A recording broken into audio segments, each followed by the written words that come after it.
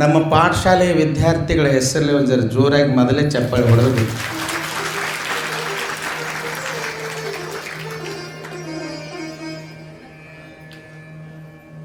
ಸರಿಯಾಗಿ ಅವ್ರು ಇಲ್ಲದೆ ಹೋಗಿದ್ರ ಪ್ರಯತ್ನ ಕಾರ್ಯಕ್ರಮ ಎಷ್ಟು ಸುಂದರ 7 ಗಂಟೆಗೆ ಶಿವಕಥಾ ಬೋಧಾಮೃತ ಈ ಎಲ್ಲ ಅಷ್ಟು ಸುಂದರವಾಗಿ ಅಚ್ಚುಕಟ್ಟಾಗಿ ಭೂತ ಬೇತಾಳಗಳನ್ನು ತಯಾರು ಮಾಡಿಕೊಂಡು ಒಂದು ನಮೂನೆ ನೋಡಕ್ಕೆ ಎಲ್ಲರೂ ಭೂತ ಬೇತಾಳೆ ಅದಾರ. ಅಂತೂ ಶಿವಗಣಗಳ ಒಂದು ಏನದು ಅಭಿನಯ ಇರ್ತೈತಿ. ಆ ಅಭಿನಯವನ್ನು ಬಹಳ ಸುಂದರವಾಗಿ ಅಚ್ಚುಕಟ್ಟಾಗಿ ಎಲ್ಲ ತಾಯಂದಿರು ಮತ್ತು ಮಕ್ಕಳು ಎಲ್ಲರೂ ಕೂಡಿ ನಿನ್ನಿನ ದಿವಸ ನಡೆದು ಬಂದದ್ದು ವಿಚಾರ. ಅದು ನಿಮ್ಮ ಯಡೂರು ಸುಕ್ಷೇತ್ರದಲ್ಲಿ ಇತಿಹಾಸದೊಳಗೆ ಬರತಕ್ಕಂಥ ಒಂದು ದೊಡ್ಡದಾಗಿರ್ತಕ್ಕಂಥ ಕಾರ್ಯಕ್ರಮ ನೀವೆಲ್ಲ ಮಾಡಿದ್ದೀರಿ ಅಂತ ಭಾವಿಸ್ತೀವಿ. ಬಹಳಷ್ಟು ಕಡೆ ಶಿವಕಥಾಮೃತವನ್ನು ಹೇಳಿದ್ದೀವಿ. ಆದರೆ ಲಗ್ನದ ದಿವಸ ಜಗದ್ಗುರುಗಳು ಉಪಸ್ಥಿತಿ ಇದ್ದಿದ್ದೇ ಈ ಯಡೂರು ಸುಕ್ಷೇತ್ರದಲ್ಲಿಯೇ. ಬಹಳಷ್ಟು ಸಲ ಅಂಥ ಯೋಗ ಬಂದ್ರೂ ಕೂಡ ಏನೋ ಅನಿವಾರ್ಯ ಕಾರಣತೆಯಿಂದ ಜಗದ್ಗುರು ಮಹಾಸನ್ನಿಧಿಯವರಿಗೆ ಲಗ್ನದ ದಿವಸ ಬರೋಕ್ಕಾಗಿಲ್ಲ. ಈಗ ಎಲ್ಲಿ ಹೋಗ್ತಾರೆ?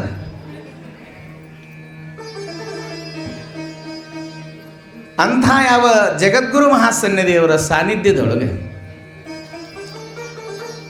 ಶಿವ ಮತ್ತು ಸತಿಯರ ಸುಂದರವಾದ ವಿವಾಹವನ್ನು ನಡೆದು ಬಂತು. ಅದಕ್ಕೆ ನಿನ್ನ ಆಯರ್ಗಳು ಉಳಿದಿದ್ದು ಮಾಡೋದು, ಅದಕ್ಕೆ ಬರನ ಆಯರ್ ಮಾಡಿದ್ರು. ನೀವು ಅನ್ನಕತ್ತೀರ ಯಾವಾಗ ಬಿಡ್ತಾರೆ. ನಿನ್ನ ಬೀಗರು ಬಿಜ್ಜರು ಭಾಳ ಬಂದಿದ್ರು, ಆಯರ್ ಮಾಡೋದಾಗಿಲ್ಲ. ಇವಾಗ ಆಯರ್ ಮಾಡಕತ್ತಾರೆ.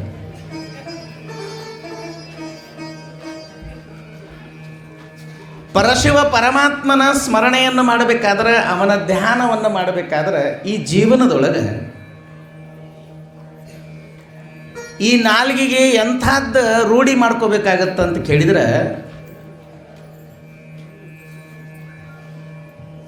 ಪ್ರತಿ ಕ್ಷಣವೂ ಕೂಡ ಆ ಪರಮಾತ್ಮನ ವಾಣಿ, ಪರಮಾತ್ಮನ ಸ್ಮರಣೆಯನ್ನು ಮಾಡ್ತಕ್ಕಂಥದ್ದು ಬುದ್ಧಿಯನ್ನು ನನಗೆ ಕೊಡು ಅಂತ ತಿಳ್ಕೊಂಡು ದೇವರಲ್ಲಿ ಬೇಡ್ಕೋಬೇಕು.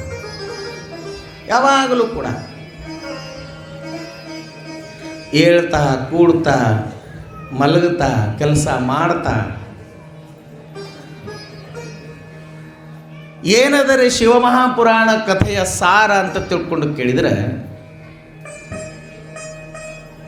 ಈ 7 ದಿನಗಳ ಪರ್ಯಂತರವಾಗಿ ಕೇಳದ ಮ್ಯಾಗ ಒಂದಿಷ್ಟು ಏನಾರು ಇಲ್ಲಿ ಇದು ತಗೊಂಡು ಹೋಗ್ಬೇಕು ಅಂತಾರೆ. ಏನು ತಗೊಂಡು ಹೋಗ್ಬೇಕ್ರಿ? ಯಾರ್ಯಾರು ಬರ್ತಾರೆ, ಯಾರು ಟೆಂಗ ಪ್ರಸಾದ ರೂಪದೊಳಗೆ ಒಯ್ತಾರೆ, ಯಾರು ಕಡಿ ಸಕ್ಕರೆ ಒಯ್ತಾರೆ, ಯಾರು ಹುಗ್ಗಿ ಒಯ್ತಾರೆ, ಯಾರು ಪ್ರಸಾದ ಒಯ್ತಾರೆ, ಯಾರು ಬಾಳೆಹಣ್ಣು ಒಯ್ತಾರೆ. ಏನೇನು ಇಲ್ಲಿ ಬಂದು ಒಂದಿಷ್ಟು ಏನಾರು ತಗೊಂಡು ಹೋಗ್ಬೇಕು ಮನೆಗೆ ಅಂತ ಬರ್ತಾರೆ ಪ್ರಸಾದ ರೂಪದೊಳಗೆ. ಆದರೆ ಕಥಾಬೋಧಾಮೃತವನ್ನು ಮುಗಿತಾ ಬಂದಾಗ ಒಂದಿಷ್ಟು ಏನಾರು ಇಲ್ಲಿಂದ ತಗೊಂಡು ಹೋಗಬೇಕು ಅಂತಲೂ ಕೂಡ ಕಥಾಶಾಸ್ತ್ರ ಹೇಳ್ಕೊಂಡು ಬರ್ತದೆ. ಅದೇನು ತಗೊಂಡು ಹೋಗ್ಬೇಕ್ರಿ ಅಂದ್ರೆ, ಆ ದೇವರಲ್ಲಿ ನಾಮಸ್ಮರಣೆ ಮಾಡಬೇಕು, ಅವನಲ್ಲಿ ಪ್ರಾರ್ಥನೆ ಮಾಡಬೇಕು. ಅಪ್ಪ, ಈ 7 ದಿವಸಗಳ ಪರ್ಯಂತರವಾಗಿ ಆ ಮೊದಲನೇ ದಿವಸ ಹೇಳಿರ್ತಕ್ಕಂಥ ನಿಯಮಗಳೇನದವಲ್ಲ, ನೆನಪದವಿಲ್ರಿ? ಹಾಂ, ಮೊದಲನೇ ದಿವಸ ಹೇಳಿರ್ತಕ್ಕಂಥ ನಿಯಮಗಳೇನದವಲ್ಲ, ಅವು 7 ದಿವಸಕ್ಕಷ್ಟೇ ಸೀಮಿತವಾಗಿ ನನ್ನ ಜೀವನದೊಳಗೆ ಇರಬಾರದು. ನನ್ನ ಜೀವನ ಇರುವ ಪರ್ಯಂತರವಾಗಿ ಅವನ ಹಂಗ ಮುಂದುಗೂಡಿಸು ಅಂತ ತಿಳ್ಕೊಂಡು ದೇವರಲ್ಲಿ ಕೇಳ್ಕೋಬೇಕು. ಅದು ಯಾವಾಗ ಸಾಧ್ಯದ ಹೇಳ್ರಿ? ಅದು ಯಾವಾಗ ಸಾಧ್ಯದ ಅಂದ್ರೆ, ಈ ನಾಲಿಗೆಗೆ ಅವನ ನಾಮಸ್ಮರಣೆ ಮಾಡುವಂಥ ಚಂದ ಅದಕ್ಕೆ ಹತ್ತಿದ್ರೆ ಮಾತ್ರ ಅದು ಜೀವನ ತುಂಬ ಸಾಧ್ಯದ ಅಂತ ಗೊತ್ತಾಗ್ತದೆ. ಶಿವ ಶಿವ ಬೇಳು ವೇಳ ಜಿಭೇಲಾಗಿಲಾಗೋ ಚಾಳ, ಶಿವ ಶಿವ ಬೇಳು ವೇಳ जिभेला गेला गोचाळा शिव शिव वेळोवेळा जिभेला गेला गोचाळा शिव शिव वेळोवेळा जिभेला गेला गोचाळा शिव शिव वेळा जिभेला गेला गोचाळा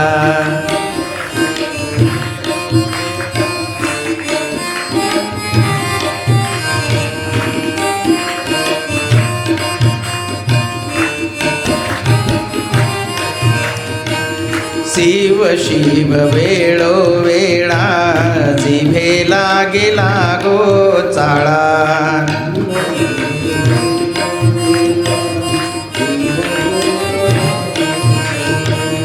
सकल जगाचे जीवन जडोडोळा माझे ध्यान सकल जगाचे जीवन जडोडोळा माझे ध्यान शिव शिव वेळोवेळा जिभेला गेला गोचाळा शिव शिव वेळोवेळा जिभेला गेला गोचाळा शिव शिव वेळोवेळा जिभेला गेला गोचाळा शिव शिव वेळोवेळा जिभेला गेला गोचाळा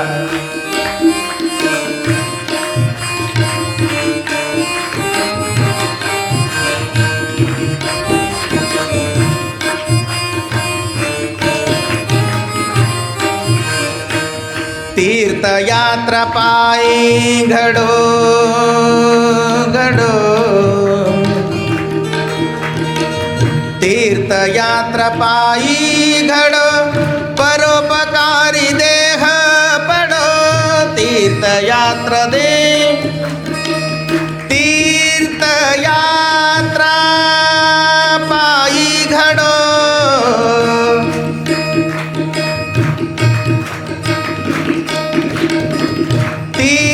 तीर्थयात्रा पायी घडो परोपकारी देह पडो शिव शिव वेळोवेळा जिभेला गेला गोचाळा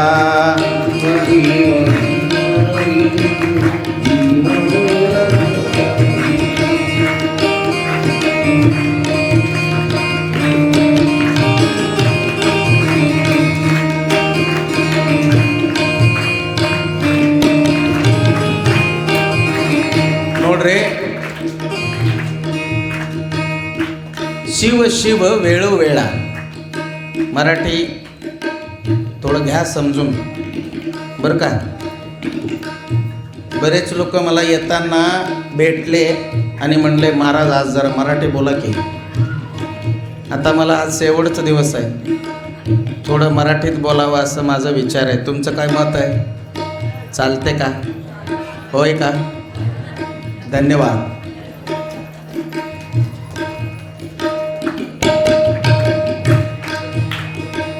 या अभंगाच्या माध्यमातून त्यांनी सांगतायत शिव शिव वेळोवेळा.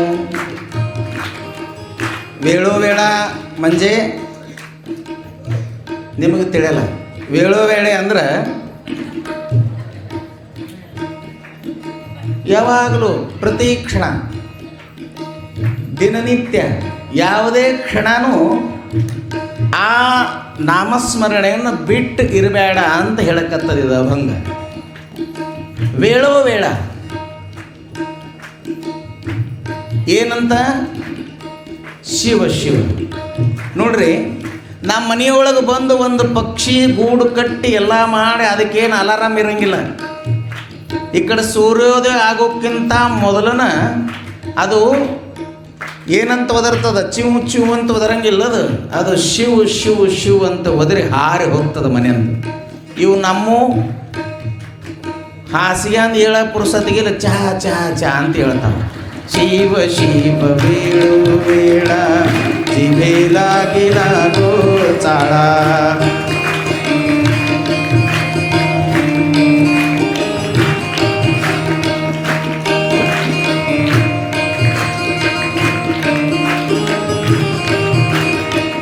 शिव शिव वेळोवेळा जिभे लागिला गोचाळा शिव शिव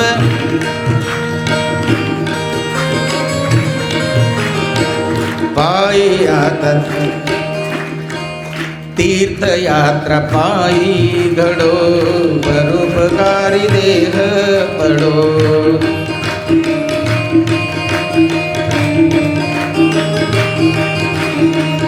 मने मन्मत हेची ध्यावे ಅವ ದೇವರಲ್ಲಿ ಬೇಡ್ಕೋತಾ ಇದ್ದಾನೆ ಏನಂದ್ರೆ ಇದನ್ನೇ ಕೊಡು ನನಗೆ ಏನು ಕೊಡು ಅಂದ್ರೆ ಶಿವ ಶಿವ ಶಿವ ಶಿವ ಅನ್ನೋದು ಪ್ರತಿ ಕ್ಷಣನೂ ಅನ್ನುವಂಥ ಬುದ್ಧಿ ನನಗೆ ಕೊಡು ಅಷ್ಟೇ ಅಲ್ಲ ತೀರ್ಥಯಾತ್ರಾ ಪಾಯಿಗಳು ಈ ಕಾಲಗಳಿಗೆ ಇಂಥ ಬುದ್ಧಿ ಕೊಡು ತೀರ್ಥಯಾತ್ರಾ ಮಾಡೋದನ್ನು ಈ ಕಾಲಗಳು ತನ್ನನ್ನು ತಾನೇ ತೀರ್ಥಯಾತ್ರೆ ಮಾಡಕ್ಕೆ ಹೋಗ್ಬೇಕು ಅಂಥ ಬುದ್ಧಿ ಕೊಡು ಅಂತ ಕೇಳ್ಕೊತದೆ ಮತ್ತು ಈ ಶರೀರ ಪರೋಪಕಾರದ ಭಾವನೆಯನ್ನು ಬೆಳೆಸುವಂಥದ್ದು ಪರೋಪಕಾರ ಮಾಡುವಂಥ ಒಂದು ಬುದ್ಧಿ ನನಗೆ ಕೊಡು ಇದನ್ನೆಲ್ಲ ಯಾವಾಗ ಬರ್ತದೆ ಹೇಳ್ರಿ ಶಿವ ಶಿವ ಶಿವ ಶಿವ ಶಿವ ಶಿವ ಅಂತ ನೀವು ಅನ್ಕೋಂತ ಏಳುವಾಗ ಕೂಡುವಾಗ ಮಲಗುವಾಗ ಕೆಲಸ ಮಾಡುವಾಗ ಎಲ್ಲೇ ಇದ್ರೂ ಕೂಡ ಯಾವ ಅವಸ್ಥೆ ಒಳಗಿದ್ರೂ ಕೂಡ ಅದನ್ನು ಅಂದ್ರೆ ಮಾತ್ರ ಮತ್ತು ಈ ನಾಲಿಗೆಗೆ ಅದನ್ನೇ ಅನ್ನುವಂಥದ್ದನ್ನು ನನಗೆ ಕೊಡು ಕೊಡು ಕೊಡು ಅಂತ ದೇವರಲ್ಲಿ ಪ್ರಾರ್ಥನೆ ಮಾಡಿ ಬೇಡ್ಕೋಬೇಕು ಶಿವ ಶಿವ ವೇಳು ವೇಳ ಜಿಭೆ ಲಾಗಿಲ ಗೋಚಾಳ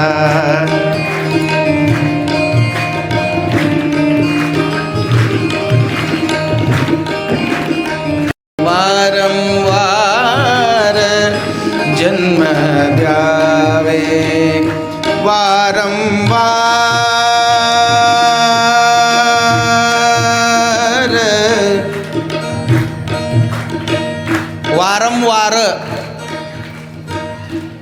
ಮತ್ತೆ ಮತ್ತೆ ಮತ್ತೆ ಮತ್ತೆ ಮತ್ತೆ ಮತ್ತೆ ವಾರಂವಾರ ಈ ಶಬ್ದದ ಅರ್ಥ ಅಂದ್ರೆ ಮತ್ತೆ ಮತ್ತೆ ಹೊಳ್ಳಿ ಮಿಳ್ಳಿ ಹೊಳ್ಳಿ ಹೊಳ್ಳಿ ಹೊಳ್ಳಿ ಏನು ಕೊಡು ಅಂದ್ರೆ ಜನ್ಮ ಕೊಡು ನೋಡ್ರಿ ಎಂಥ ಉತ್ತುಂಗ ಕಲ್ಪನೆ ಇದು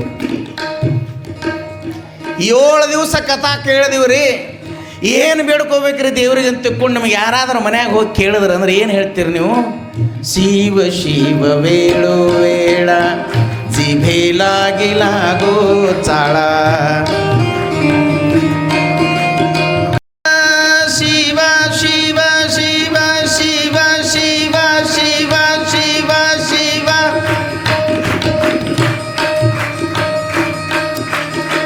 ಶಿವ ಶಿವ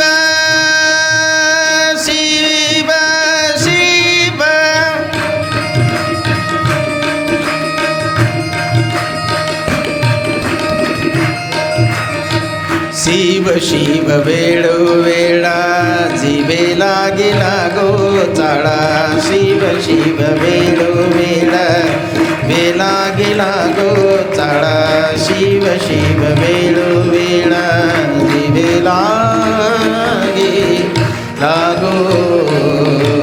ಗೋಚಾಳ ನಮ ಪಾರ್ವತಿ ಶಿವ ಹರ ಹರ ಶಿವ ಶಿವ ವೇಳೋ ವೇಳ जिभे लागे लागो चाळा तीर्थयात्रा पायी घडो परोपकारी देह पडो मणे मन्मत घेची द्यावे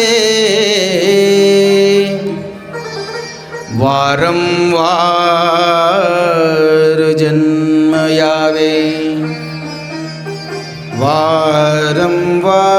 वारंवार जन्मा यावे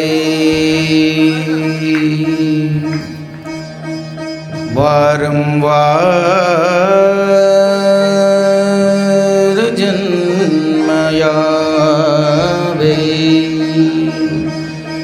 ನಮಃ ಪಾರ್ವತಿಪದೇ ಶಿವ ಹರ ಹರ ಮಹಾದೇವ.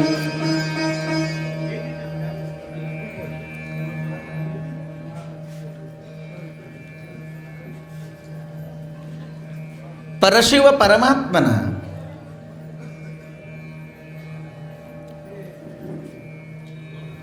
ಸ್ಮರಣೆಯನ್ನೇ ಮಾಡುವಂಥದ್ದನ್ನು ಈ ನಾಲಿಗೆಗೆ ಒಂದಿಷ್ಟು ರೂಢಿ ಅದನ್ನು ಮಾಡ್ಕೊಳ್ಳೋಕ್ಕೆ ನನಗೆ ಅವಕಾಶ ಕೊಡು ಅಂತ ತಿಳ್ಕೊಂಡು ದೇವರಲ್ಲಿ ಬೇಡ್ಕೋಬೇಕು. ಮತ್ತೊಂದೇನು ಬೇಡ. ಇದನ್ನು ಮಾಡ್ಕೊಂತ ಹೋದ್ರೆ ಸಾಕು, ಅದನ್ನು ಅವನು ಏನು ಬೇಕು ಅದನ್ನೆಲ್ಲ ಕೊಟ್ಟು ನಮ್ಮನ್ನು ಹರಿಸಿ ಕಾಪಾಡ್ತಾನ. ಈ ನಾಮಸ್ಮರಣೆಯೊಳಗೆ ಅಷ್ಟು ಶಕ್ತಿ ಅದ ಅಂತ ಹೇಳ್ತಾರೆ. ಮತ್ತೊಂದೇನು ಬೇಡೋದು ಬೇಡ, ಮತ್ತೊಂದೇನು ಬೇಡ. ಇದನ್ನೊಂದು ಅನ್ನೋದನ್ನು ಬುದ್ಧಿ ಗಟ್ಟಿಯಾಗಿ ಮಾಡ್ಕೋಬೇಕು.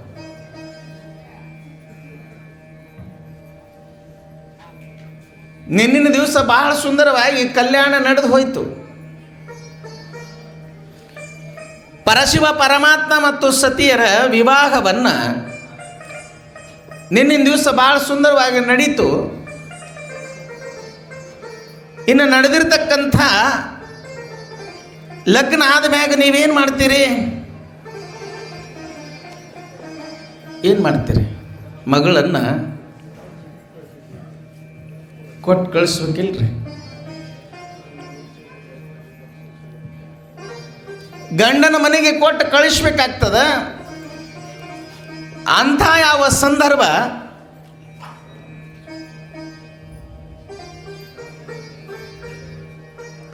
ನಿಮ್ಗೆ ಇನ್ನೊಂದು ಮಾತು ಇವತ್ತಿನ ದಿವಸ ಹೇಳ್ತೀನಿ. ಕಥಾ ಹೇಳೋರು ಮುಗಿತಾರೆ, ಕೇಳೋರು ಮುಗಿತಾರೆ, ಆದರೆ ಇದು ಕಥಾ ಮಾತ್ರ ಎಂದಿಗೂ ಮುಗಿಯಂಗಿಲ್ಲ ಅಂತ ನೀವು ಮನುಷ್ಯನ ಗಟ್ಟಿ ಮಾಡ್ಬೋದು. ಕಥಾ ಹೇಳೋರು ಮುಗಿದಾರ, ಕೇಳೋರು ಮುಗಿದಾರ, ಆದ್ರೆ ಈ ಕಥಾ ಮಾತ್ರ ಇಲ್ಲೇ ಅದ. ಅದು ಎಂದೂ ಮುಗಿಯಕ್ಕೆ ಸಾಧ್ಯ ಇಲ್ಲ. ಅಷ್ಟು ವೈವಿಧ್ಯಪೂರ್ಣವಾಗಿರ್ತಕ್ಕಂಥ ಶಿವಕಥಾಮೃತವನ್ನು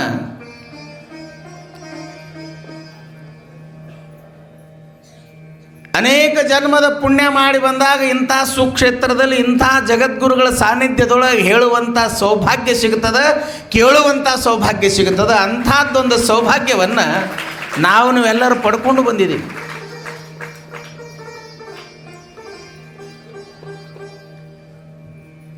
ವೈಭವದಿಂದ ಲಗ್ನ ಎಲ್ಲ ಮುಗಿದು ಹೋಯಿತು. ಎಲ್ಲರ ಭೋಜನಾದಿಗಳನ್ನು ಮಾಡಕ್ಕೆ ಶುರು ಮಾಡಿದ್ರು.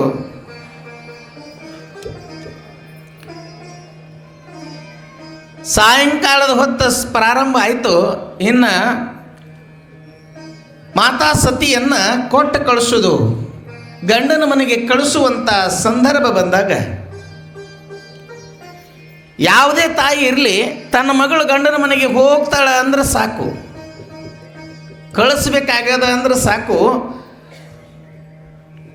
ಯಾರ್ಯಾರ ಮನೆಯೊಳಗೆ ಹೆಣ್ಣು ಹುಟ್ಟ್ಯಾವ, ಯಾರ್ಯಾರ ಕನ್ಯಾದಾನ ಮಾಡಿ ಲಗ್ನ ಮಾಡಿ ಅವ್ರ ಮನೆಗೆ ಕಳಿಸಿರಿ, ಅವ್ರಿಗೆ ಅಷ್ಟ ಅದು ದುಃಖ ಗೊತ್ತಿರ್ತದೆ. ಅದಕ್ಕೆ ನಾ ಹೇಳಿದೆ ನಿಮಗೆ ನಿನ್ನೆ, ಯಾರಿಗೆ ಕನ್ಯೆಗಳಿಲ್ಲ ಅವ್ರ ಜಗದ್ಗುರು ಮಹಾಸನ್ನಿಧಿಯವ್ರ ಕಡೆ ಹೆಸರು ಬರೆಸ್ರಿ. ಕನ್ಯಾದಾನ ಮಾಡೋದು ಹೇಗಿರ್ತದೆ?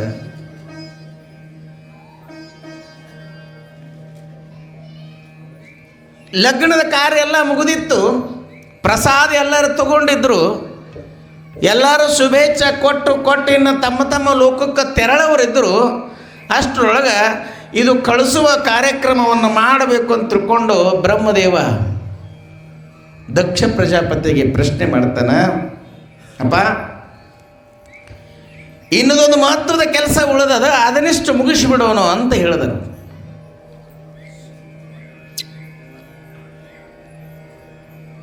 ಆಯ್ತಂತ ತಿಳ್ಕೊಂಡು ಎಲ್ಲ ತಯಾರಿ ಮಾಡಿದ್ರು. ಈ ಕಡೆ ಇವರೆಲ್ಲ ಶಿವಗಣಗಳು ಹೊರಗೆ. ಇಟ್ಟು ದಿನ ನಮ್ಮಪ್ಪ ಶಿವಪ್ಪ ಒಬ್ಬನೇ ಇದ್ದ. ಈಗ ನಮ್ಮ ತಾಯಿನೂ ಕೂಡ ಜೊತೆಯಾಗಿ ಕರ್ಕೊಂಡು ಹೋಗೋದದಂತ ತಿಳ್ಕೊಂಡು ಅವ್ರ ಆನಂದದಿಂದ ರಾಜಮಹಲದ ಹೊರಗೆ ಹೋಗಿ ತಾಶ ನಗಾರೆ ಡೋಲ್ ಇವನ್ನೆಲ್ಲ ತಗೊಂಡು ಅವರು ಚೆಂದಾಗಿ ಕುಣ್ಕೋಂತ ಬಡ್ಕೋಂತ ನಿಂತಾನೆ. ಈಗ ಬರ್ತಾರೆ ಹೊರಗೆ, ಅವಾಗ ಬರ್ತಾರೆ ಅಂತ ತಿಳ್ಕೊಂಡು ನಂದೀಶ್ವರನು ಕೂಡ ಬಹಳ ಸುಂದರವಾಗಿ ತಯಾರಾಗಿ ಪರಶಿವ ಪರಮಾತ್ಮ ಮತ್ತು ಮಾತಾ ಸತಿಯರ ದಾರಿ ನೋಡ್ಕೊಂತ ಅವನು ದ್ವಾರ ಬಾಗಿಲೊಳಗೆ ನಿಂತಾನ. ಇದನ್ನೆಲ್ಲ ದೃಶ್ಯವನ್ನು ನೋಡಿ ತಾಯಿಯಾಗಿರ್ತಕ್ಕಂಥ ಅಗ್ನಿಸ ಮಾತಾಗೆ ದುಃಖ ಆಗ್ತದೆ.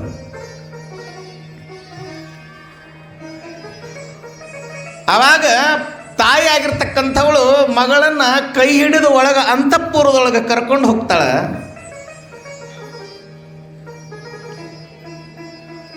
ಜೋರಾಗಿ ಅಪ್ಕೊಂಡು ಅಳಾಕ್ ಶುರು ಮಾಡ್ತಾಳೆ.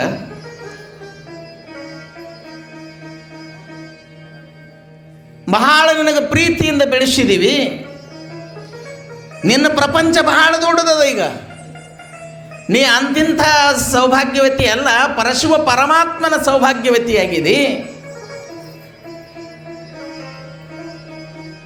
ನಿನ್ನ ಸಕಲ ಬ್ರಹ್ಮಾಂಡಕ್ಕೆ ನೀನು ತಾಯಿಯಾಗಿದಿ. ನಿನ್ನೆಲ್ಲ ಜವಾಬ್ದಾರಿ ಬಹಳ ದೊಡ್ಡದದ, ಎಲ್ಲ ಸರಿಯಾಗಿ ನೋಡ್ಕೋಬೇಕು ಅಂತ ತಿಳ್ಕೊಂಡು ತಾಯಿಯಾಗಿರ್ತಕ್ಕಂಥವಳು ಒಳಗೆ ಕರೆದು ಒಂದೆರಡು ಮಾತುಗಳನ್ನು ಹೇಳ್ತಾಳೆ. ಹೇಳುವ ಅವಶ್ಯಕತೆ ಅದೇನ್ರಿ? ಇಲ್ಲ.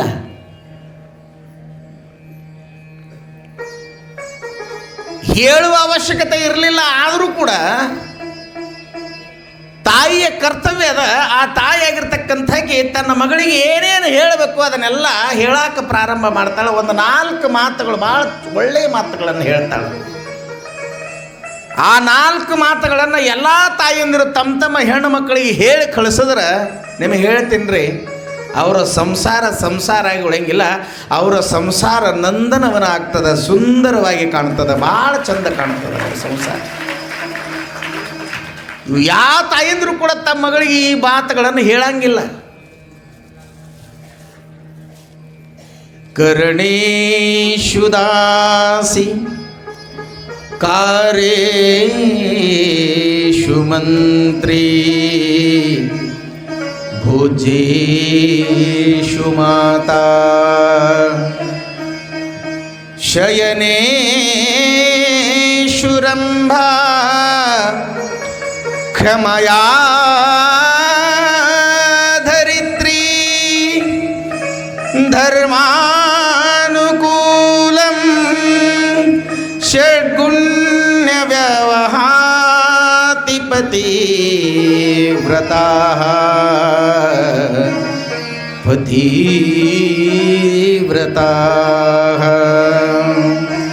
ಕರ್ಣೇಶು ದಾಸಿ ಕಾರ್ಯೇಷು ಮಂತ್ರಿ ಭುಜೇಷು ಮಾತಾ ಶಯನೇಷು ರಂಭಾ ಕ್ಷಮಯಾ ಧರಿತ್ರಿ ಕಾರ್ಯೇ ಕರ್ಣೇಷು ದಾಸಿ.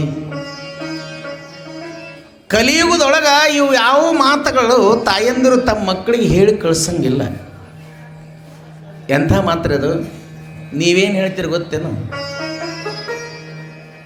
ಇವರು ಹೇಳ್ಯಾರ, ಕರ್ಣೇಶು ದಾಸಿ.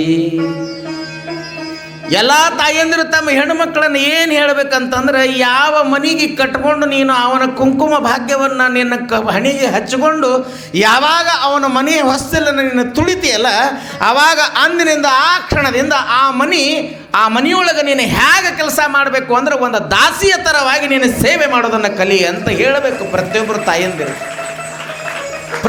ತಾಯಂದಿರು ಹೇಳಬೇಕು, ದಾಸಿ ಹಾಗೆ ನೀನು ಸೇವೆ ಮಾಡು ಅಂತ ಹೇಳಬೇಕು. ಈಗಿನವ್ರು ಏನು ಹೇಳ್ತಾರೆ ಗೊತ್ತೇನ್ರಿ? ನೋಡು, 1-2 ತಿಂಗಳು, 1-2-3 ತಿಂಗಳು ನೋಡು, ಮುಂದೆ ನಾವು ಫೋನ್ ಮಾಡ್ತೇವೆ, ಇದ್ದದ್ದನ್ನು ಹೇಳಕತ್ತೆ ಅಂತ ಅವನಿಗೆ ಈ ಕಡೆ ಕರ್ಕೊಂಡು ಬಂದುಬಿಡೋಣ ಅಂತ. ಏನು ಭಾಳ ಕೆಲಸ ಮಾಡೋಕ್ಕೆ ಹೋಗಬೇಡ. ಒಬ್ಬಕ್ಕಿನಿದ್ದೆ ನೀ ಮನ್ಯಾಗ. ಇದು ನಾವು ಹೇಳೋದ್ರಿ. ಕರ್ಣೇಶು ದಾಸಿ ಯಾಕೆ ಹೇಳಬಾರ್ದು ಹೇಳ್ರಿ? ಯಾಕೆ ಹೇಳಬಾರ್ದು ಅಂತ ನಾ ಈಗಿನ ತಾಯಂದಿರಿಗೆ ಕೇಳ್ತೀನಿ. ಯಾಕೆ ಹೇಳಬಾರ್ದು? ಮತ್ತು ಒಂದು ರಿಸರ್ಚ್ ಆಗೈತ್ರಿ, ಇದು ಸುಳ್ಳಲ್ಲ. ಆ ಮಾಡಿದವ್ರಿಗೆ ತಂದು ನಿಮ್ಮ ಮುಂದೆ ನಿಂದ್ರಿಸ್ತೀನಿ ಬೇಕಾರೆ. ಒಂದು ರಿಸರ್ಚ್ ಆಗೈತಿ. ಎಲ್ಲಕ್ಕಿಂತ ಹೆಚ್ಚಿಗೆ ಫೋನ್ ಮಾಡೋರು ಹೆಣ್ಮಕ್ಳಿಗೆ ಯಾರು ಗೊತ್ತೇನ್ರಿ? ಹೌದೇ ರೀ. ಏನು ಮಾಡಕತ್ತಿ? ಮಾಡಿದೆ ನಡಿಗೆ, ತಿಕ್ಕದ್ರೆ ಬಾಂಡೆ, ತೊಳೆದನ ಬಟ್ಟೆ, ತೆಳಗಿನ ಮ್ಯಾಗಿನ ತೆಳಗೆ ಮಾಡಿಬಿಡೆವು, ಒಂದೇ ಕಡೆ ಕುಂಡ್ರು. ಏನೂ ಇರಂಗಿಲ್ಲ ಕೆಲಸ.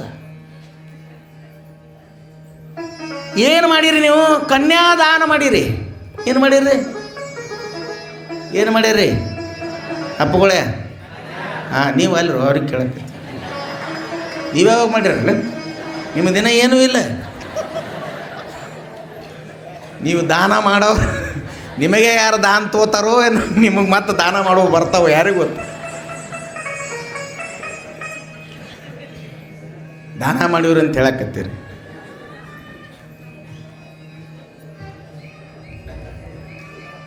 ಕರ್ಣೇಶು ದಾಸಿ. ಆ ಹೆಣ್ಣು ಮಗಳಿಗೆ ಒಂದು ಕಿವಿ ಮಾತನ್ನು ಹೇಳಬೇಕು ತಾಯಂದಿರು ಎಲ್ಲರೂ ಕೂಡ. ನೋಡವಾ, ಏನೇ ಆದರೂ ಎಂಥದ್ದೇ ಆದರೂ ಆ ಮನೆ ಹೊಸ್ತಲು ದಾಟಿ ಹೊರಗೆ ಬರಬೇಡ.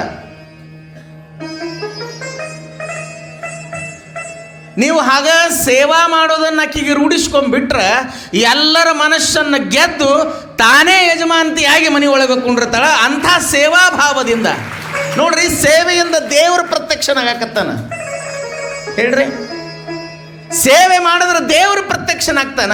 ಸೇವೆ ಮಾಡಿದ್ರೆ ಅವು ಮನೆಯಾಗಿರೋ ಮಂದಿ ಪ್ರತ್ಯಕ್ಷ ಅವರು ಸ್ಪಂದಿಸಂಗಿಲ್ಲೇನು ಅವರಿಗೆ? ನೀವು ಮೊದಲ ಈ ಮಂತ್ರ ಹೇಳಂಗೆ ಇಲ್ಲ ಅವರಿಗೆ. ನಿಮ್ಮ ಮಂತ್ರ ಬೇರೆನೇ ಇರ್ತಾವೆ.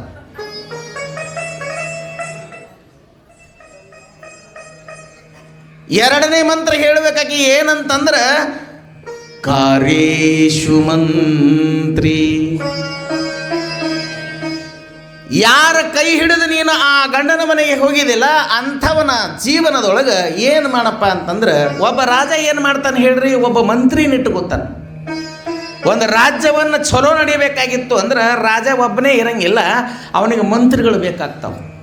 ಒಬ್ಬ ಯೋಗ್ಯ ಸಲಹೆ ಕೊಡುವಂಥ ಒಬ್ಬ ಮಂತ್ರಿ ಬೇಕು. ನೀ ಏನು ಮಾಡಮ್ಮ, ನಿನ್ನ ಜೀವನದೊಳಗೆ ಒಂದು ದಾಸಿಯ ಹಾಗೆ ಸೇವಾ ಮಾಡೋದನ್ನು ಕಲ್ಕೋ. ಆಮ್ಯಾಗ ಎರಡನೇದು ಏನಂದ್ರೆ, ಎಲ್ಲೆಲ್ಲಿ ಅಡೆತಡೆಗಳು ಬರ್ತಾವ ನಿನಗೆ ನಿನ್ನ ಗಂಡ ನಿನಗೆ ಏನಾದರೂ ಒಂದು ಚಿಂತನೆಯನ್ನು ವಿಮರ್ಶೆಯನ್ನು ಬಂದಾಗ ಮಂತ್ರಿಯ ಹಾಗೆ ಸಲಹೆಗಾರಗಳಾಗು. ಮಂತ್ರಿಯ ಥರ ನೀನು ಅವನಿಗೆ ಸಲಹೆಗಳನ್ನು ಕೊಡು ಅಂತ ಹೇಳ್ತಾಳೆ. ನೋಡ್ರಿ, ನಿಮ್ಮ ಸಲಹೆಗಳು ಬೇರೆನೇ ಇರ್ತಾವೆ. ಭೋಜೇಶು ಮಾತಾ. ಪ್ರಸಾದ ಮಾಡಬೇಕಾದ್ರೆ ತಾಯಿ ಹಾಗೆ ವಾತ್ಸಲ್ಯ ಇರಲಿ. ತಾಯಿ ಒಬ್ಬಕ್ಕನೇ ಅದಳ್ರಿ. ಅವನ ಮಗ ಒಂದು ವೇಳೆ 10-20 ಚಪಾತಿ ತಿಂತಿದ್ನಂದ್ರೂ ಕೂಡ ಆಕೆ ಎಂದೂ ಹೇಳಂಗಿಲ್ಲ ನನ್ನ ಮಗ 10 ಚಪಾತಿ ತಿಂತಾನಂತೇಳಿ. ಯಾರು ಬಂದು ಕೇಳಿದ್ರಂದ್ರೆ ಏನು ಹೇಳ್ತಾಳೆ ಆಕೆ ತಾಯಿ ಅಂತಂದ್ರೆ, ಏನಿಲ್ಲರಿ ಉಣವಲ್ತು ಬರೀ ಅರ್ಧನೇ ಚಪಾತಿ ತಿನ್ನಕತ್ತದ ಅಂತಾಳೆ. ಯಾಕೆ ಹೇಳ್ರಿ? ಆ ಪ್ರೀತಿ, ಆ ವಾತ್ಸಲ್ಯ ಅದು ಯಾರ ಹತ್ರ ಇರ್ತದಂದ್ರೆ ತಾಯಿಯ ಹೃದಯದೊಳಗೆ ಮಾತ್ರ ಕಾಣಕ್ಕೆ ಸಾಧ್ಯದ. ನೀವು ಒಂದು ವೇಳೆ ಧರ್ಮ ಪತ್ನಿ ಆಗಿದ್ರೂ ಕೂಡ ಊಟ ಮಾಡುವ ತನಕ ನಿನ್ನ ಭಾವನೆ ಹೇಗಿರಬೇಕು ಅಂದ್ರೆ, ನನ್ನ ಮಗ ಊಟ ಮಾಡಕತ್ತಾನಂತ ತಿಳ್ಕೊಂಡು ಭಾವನೆ ನಿನ್ನ ಮನಸ್ಸಿನೊಳಗಿಡು. ನನ್ನ ಮಗ ಊಟ ಮಾಡಕತ್ತಾನ. ತಾಯಿಗೆ ಎಷ್ಟು ಬೇಕಾದಷ್ಟು ಊಟಕ್ಕೆ ಕೇಳ್ರಿ ನೀವು. ಆಕೆ ಎಂದೂ ಬೇಸರ ಮಾಡ್ಕೊಳಂಗಿಲ್ಲ. ನೀ 10 ಉಣ್ಣು 20 ಉಣ್ಣು, ನೀ ಎಷ್ಟು ಭೀ ಉಣ್ಣು, ಆಕೆ ಮಾಡಿ ಹಾಕ್ತಾಳೆ. ಆಕಿನ ಹೆಸರು ತಾಯಿ. ಮತ್ತೊಬ್ರು ಯಾರು ಇಲ್ಲರಿ ಹಂಗೆ. ಎಲ್ಲ ಸಿಗ್ತದೆ. ಆದರೆ ತಾಯಿ ಅಂತಕ್ಕಂಥ ಶಬ್ದ ಜೀವನದೊಳಗೆ ಹೋಯ್ತು ಅಂದ್ರೆ ಮತ್ತೆ ಸಿಗಕ್ಕೆ ಸಾಧ್ಯ ಇಲ್ಲ. ಅದು ಅಂಥ ಅಮೂಲ್ಯವಾಗಿರ್ತಕ್ಕಂಥ ಅದು ವಸ್ತು, ಅದು ಎಲ್ಲಿ ಸಿಗೋದಿಲ್ಲ. ಶಯನೇಶುರಂಭ ಸಂಸಾರದ ಎಲ್ಲ ಸುಖಗಳನ್ನು ಕೊಟ್ಟು ಅವನನ್ನು ಹರಿಸುವಂಥ ಅದನ್ನು ಕೂಡ ಆ ವಿಚಾರವನ್ನು ಕೂಡ ತಿಳಿಸ್ಬೇಕು. ಕ್ಷಮಯಾ ಧರಿತ್ರಿ, ಏನಾದರೂ ಆದ್ರೆ ಒಮ್ಮೆ ಶೀಘ್ರವಾಗಿ ಕೋಪಿಸ್ಕೋಬೇಡ. ಏನಾದರೂ ಆಯಿತು ಅಂದ್ರೆ ಸಂಸಾರದೊಳಗೆ ತೆಳಗ ಮ್ಯಾಗ ಇರ್ತಾವ. ಏನಂತೀರಿ ಮರಾಠಿ ಒಳಗೆ 19 ಅಷ್ಟೇ पण त्याला 21 करू नका, त्याला तेवढंच राहू द्या. संसारामध्ये कधी बी 19-20 असणारच आहे. ಸಾಸಿವೆಯಷ್ಟು ಸುಖಕ್ಕೆ ಸಾಗರದಷ್ಟು ದುಃಖ ನೋಡ. ಎಷ್ಟದ್ರಿ ಸುಖ? ಸಾಸಿವೆಯಷ್ಟು ಸುಖ, ಸಾಸಿವೆಯಷ್ಟು ಇರ್ತದೆ. ದುಃಖ ಮಾತ್ರ ಸಾಗರದಷ್ಟು ದುಃಖ ನೋಡ. ಈ ದುಃಖ ಯಾಕಾಗ್ತದೆ ಹೇಳ್ರಿ? ನಾವೆಲ್ಲರೂ ಬಹುಶಃ ಏನು ಮಾಡ್ತೀವಿ ಅಂತಂದ್ರೆ ದುಃಖ ಬಂದಾಗನ ದೇವರಂತೀವಿ ಅಂತೀರಿಲ್ಲ. ನಿಮ್ಮ ಯಡೂರು ಸುಕ್ಷೇತ್ರದೊಳಗೆ ನೀರು ಬಂದು ಅಂದ್ರೆ ದೇವ್ರಿಗೆ ನೀವು ವೀರಭದ್ರೇಶ್ವರ ಭಾಳ ನೆಲೆಸ್ತಿರ್ಬೇಕು, ಹೌದಲ್ರಿ?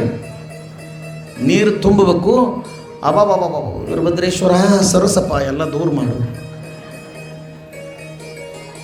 ಯಾಕ? ದುಃಖ ಬಂದದ.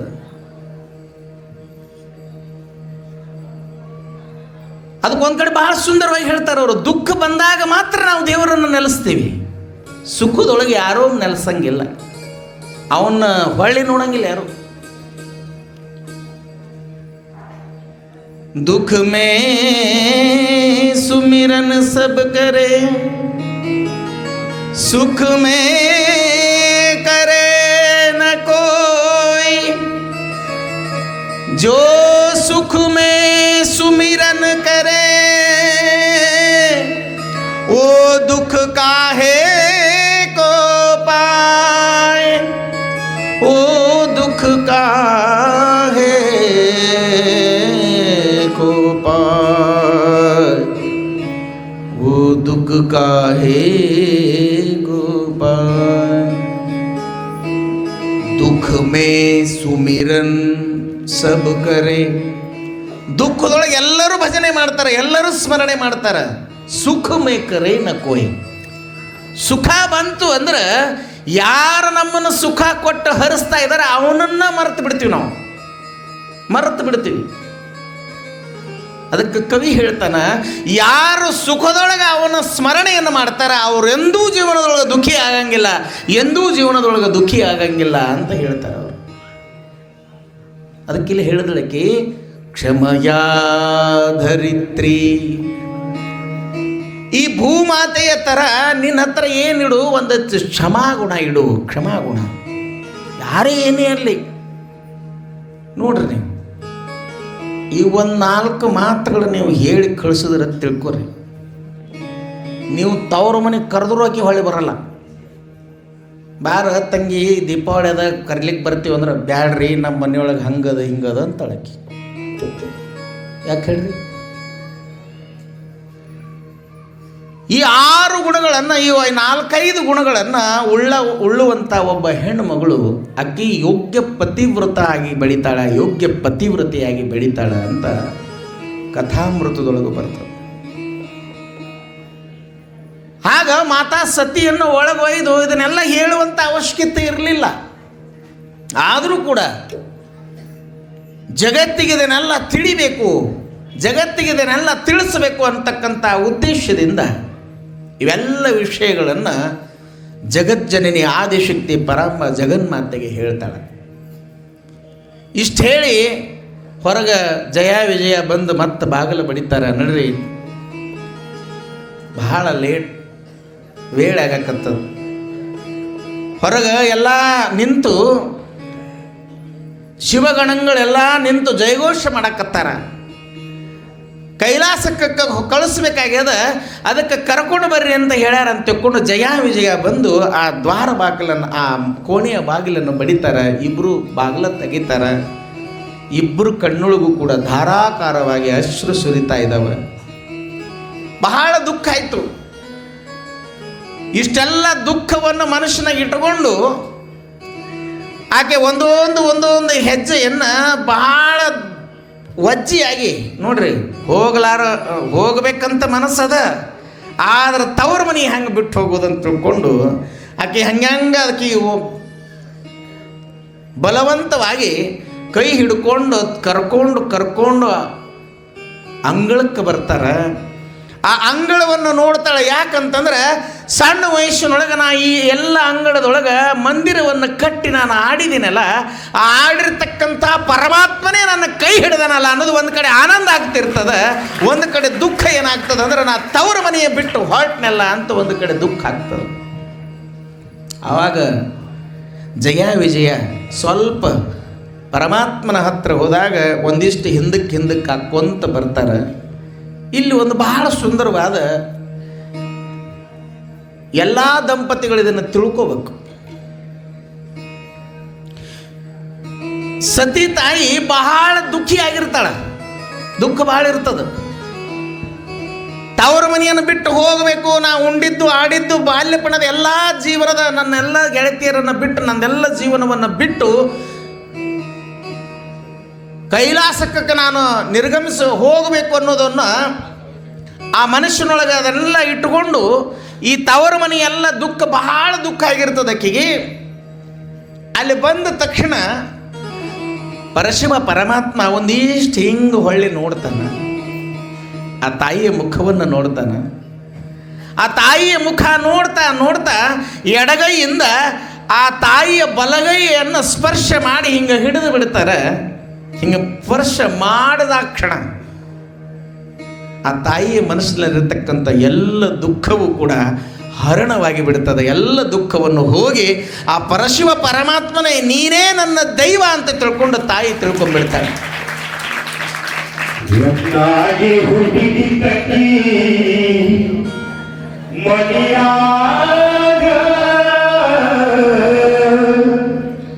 ಗರತಿಯಾಗಿ ಬಾಳುಗಂಡ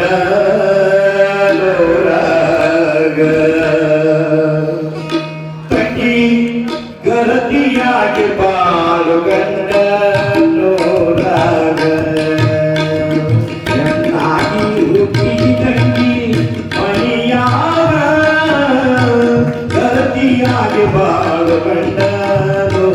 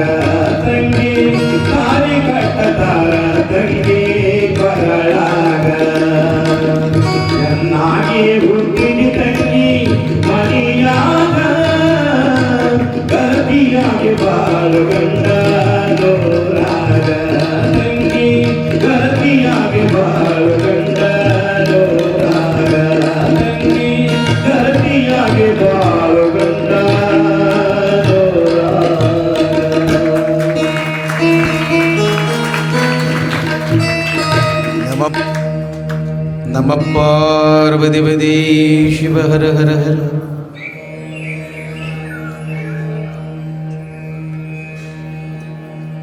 ಬಹಳ ಸುಂದರವಾಗಿ ಆ ಪ್ರಸಂಗ ನಡೆದು ಬಂತು. ಆ ಬಾಗಿಲಲ್ಲಿ ಬಂದಾಕ್ಷಣ ಪರಶಿವ ಪರಮಾತ್ಮ ತನ್ನ ಎಡಗೈಯಿಂದ ತಾಯಿಯ ಕೈಯನ್ನು ಹಿಡಿತಾರ. ಎಲ್ಲ ದುಃಖಗಳು ಹಿಂದಕ್ಕೆ ಸರಿತವ. ಇದೇ ಒಂದು ನನಗೆ ದೊಡ್ಡ ಆಧಾರ ಅಂತ ತಿಳ್ಕೊಂಡು ಆ ತಾಯಿ ಮನುಷ್ಯನೊಳಗೆ ಗಟ್ಟಿ ಮಾಡ್ಕೋತಾಳೆ. ಅದಕ್ಕೆ ನನ್ನ ಈಗಿನ ದಂಪತಿಗಳಿಗೆ ನಾನು ಏನು ಹೇಳಕ್ಕೆ ಬಯಸ್ತೀನಿ ಅಂದ್ರೆ, ಕೈ ಹಿಡಿಯೋದಿದ್ರೆ ಹಿಂಗೆ ಹಿಡ್ರಿ. ಜೀವನ ನಾಯಿ ಹಿಡಿತೀನಲ್ಲ, ಹಿಡಿಯೋರು ಮತ್ತು ಹಿಡಿಸ್ಕೊಳ್ಳೋರು ಇಬ್ಬರೂ ಕೂಡ. ಹಿಡಿಯೋರು ಈ ವಿಚಾರ ಮಾಡಿ ಹಿಡ್ರಿ ಕಿ ಇದು ಒಂದೇ ಜನ್ಮ ಅಲ್ಲ, ಹಿಂಗೆ 7 ಜನ್ಮ ನೀನೇ ಸಿಗುವಂತ ತಿಳ್ಕೊಂಡು ಗಟ್ಟಿಯಾಗಿ ಭದ್ರವಾಗಿ ನೀವೆಲ್ಲ ಕೈ ಹಿಡ್ಕೋಬೇಕು.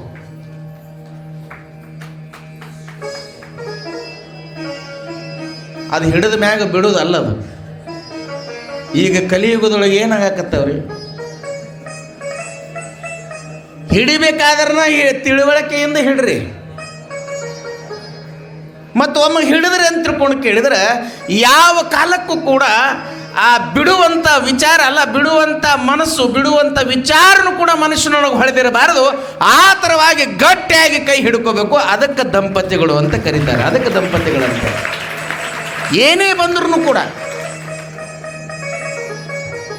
ಸಣ್ಣ ಸಣ್ಣ ಮಾತುಗಳು ಈ ಎಲ್ಲ ನೋಡ್ಬೇಕು ನೀವು ಹೋಗಲಿ.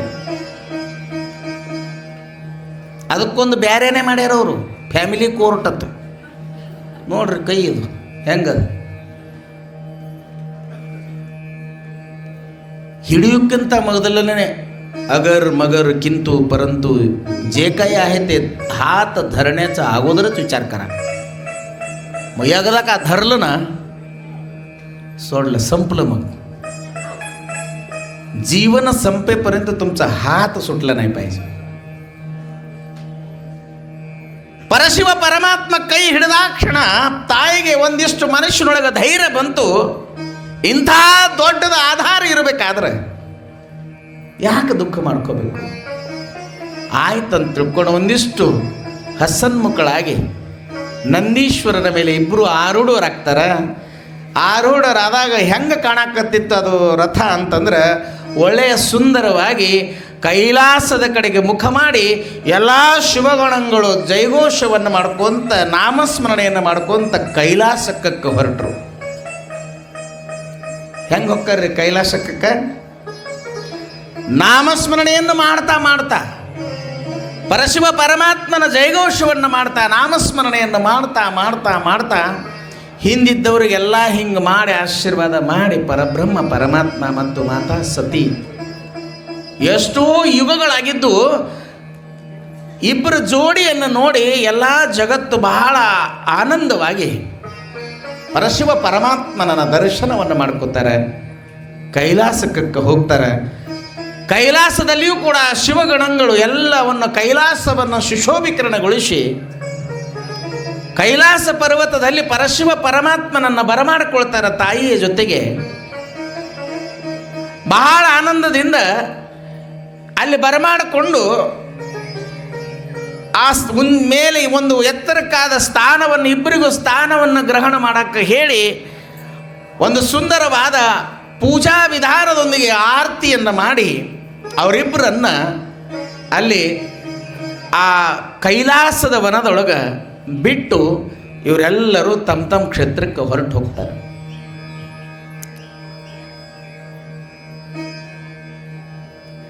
ಪರಶಿವ ಪರಮಾತ್ಮ ತಾಯಿಯನ್ನ ಇಬ್ಬರು ಜೊತೆಯಾಗಿ ಕೂತಿರ್ಬೇಕಾದ್ರೆ ಈ ಸೃಷ್ಟಿಯನ್ನೆಲ್ಲ ಒಂದ್ಸಲ ಕಣ್ಬಿಟ್ಟು ನೋಡ್ತಾರೆ.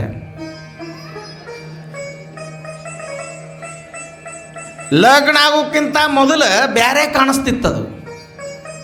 ಲಗ್ನ ಆದ್ಮ್ಯಾಗ ಶಿವ ಮತ್ತು ಸತಿಯರ ವಿವಾಹ ಆದ್ಮ್ಯಾಗ ಅದೇ ಪ್ರಕೃತಿ ಅತ್ಯಂತ ಮನೋಹರವಾಗಿ ಕಾಣಿಸ್ತಾ ಇತ್ತು. ಇಂಥದ್ದೊಂದು ಅನುಭವ ಅವರಿಬ್ಬರಲ್ಲಿ ಪ್ರತೀತಿ ಆಗಕ್ಕೆ ಶುರು ಆಗ್ತದೆ. ಹಾಗೇ ದಿವಸಗಳು ಕಡಿತಿರಬೇಕಾದ್ರೆ ಒಂದ್ಸಲ ಏನಾಯ್ತು,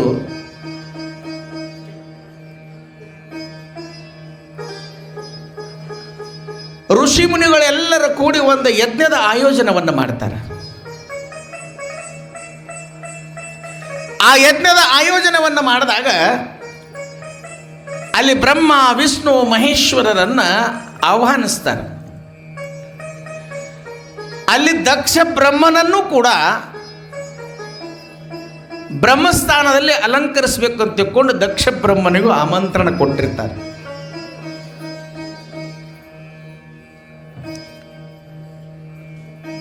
ಆ ತುಂಬಿದ ಸಭೆಯೊಳಗ ಹೋಮ ಇನ್ನೂ ಮಾಡಕ್ಕೆ ಪ್ರಾರಂಭ ಆಗಿರಲಿಲ್ಲ.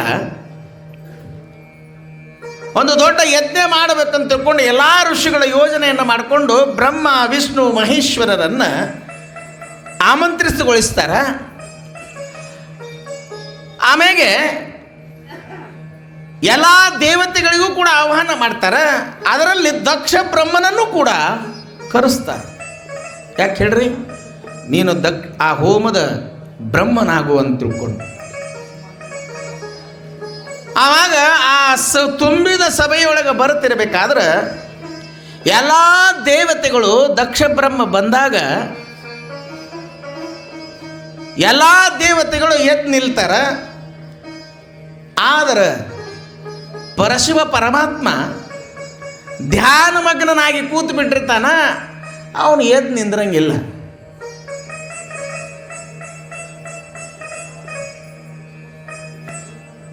ಎಲ್ಲರೂ ಎದ್ದು ನಿಂತಾರಲ್ಲ, ಪರಶಿವ ಪರಮಾತ್ಮ ಯಾಕೆ ಎದ್ದು ನಿಂತಿಲ್ಲ ಅಂತ ತಿಳ್ಕೊಂಡು ದಕ್ಷ ಬ್ರಹ್ಮನಿಗೆ ಅಹಂಕಾರ ಬರಕ್ಕೆ ಶುರುವಾಗ್ತದೆ.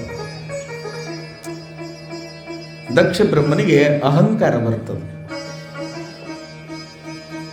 ಅಹಂಕಾರ ಬಂದಾಕ್ಷಣ ಬಡ ಬಡ ಬಂದ ಅಲ್ಲಿ ಮುಂದುಗಡೆ ನಿಂತುಕೊಂಡು ಇವರೆಲ್ಲರೂ ಎದ್ದು ನಿಂತಾರಲ್ಲ, ನೀ ಯಾಕೆ ಎದ್ದು ನಿಂತಿಲ್ಲ ಅಂತ ತಿಳ್ಕೊಂಡು ಶಿವನಿಂದನೆಯನ್ನು ಮಾಡಕ್ಕೆ ಶುರು ಮಾಡ್ತಾನೆ.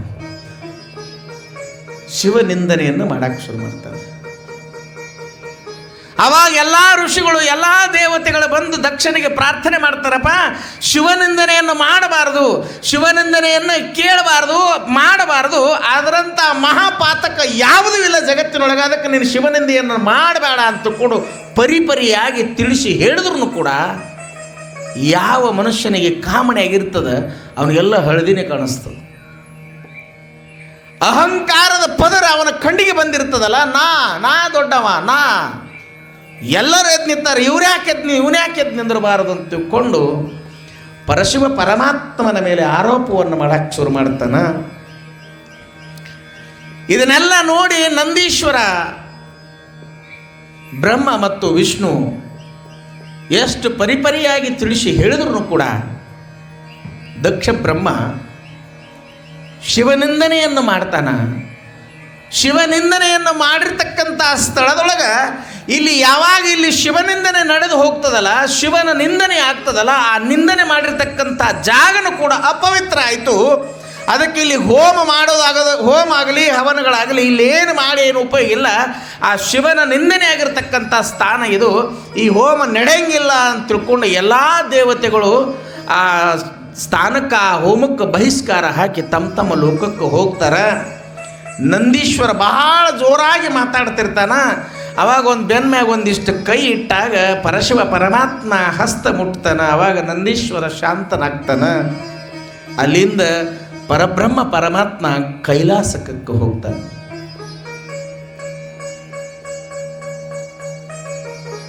ಇವನು ಸ್ಮಶಾನವಾಸಿಯಾಗಿರೋದ್ರಿಂದ ನಾನು ದಕ್ಷ ಬ್ರಹ್ಮ, ನನಗೆ ಬ್ರಹ್ಮನ ಪದವಿಯನ್ನು ಕೊಟ್ಟಿದ್ದಾರಲ್ಲ, ಆ ಹೋಮದೊಳಗೆ ನನಗೆ ಭಾಳ ಅಗ್ರಣೀಯ ಸ್ಥಾನ ಇತ್ತು.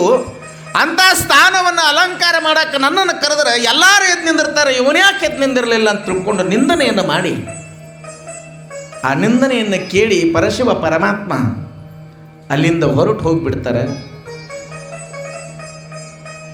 ಪರಶಿವ ಪರಮಾತ್ಮ ಅಲ್ಲಿಂದ ಹೋಗಿರೋದ್ರಿಂದ ಎಲ್ಲ ದೇವತೆಗಳಿಗೆ ಬಹಳ ಕೆಟ್ಟ ಅನಿಸ್ತದೆ. ಎಲ್ಲರೂ ಏನು ಮಾಡ್ತಾರೆ ಅಂದ್ರೆ ತಮ್ಮ ಲೋಕಕ್ಕೆ ಹೋಗಿ ಬಿಡ್ತಾರೆ.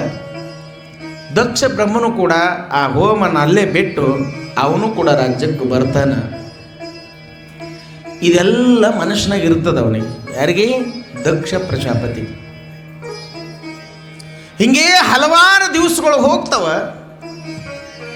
ದಕ್ಷ ಪ್ರಜಾಪತಿ ಒಂದು ವಿಚಾರ ಮಾಡ್ತಾನ, ಈ ಹೋಮ ಏನು ನಿಂತು ಹೋಗ್ಯದಲ್ಲ, ಆ ಹೋಮ ನಾನೇ ಯಾಕೆ ಆಯೋಜನೆ ಮಾಡಬಾರದು ಅಂತ ನಾವು ನೋಡ್ರಿ. ಅದಕ್ಕೆ ಹೇಳ್ತೀನಿ ನಿಮ್ಗೆ, ನಾ ಅಂತ ಯಾರು ಏನಾರ ಮಾಡಿದ್ರಿ ಅಂದ್ರೆ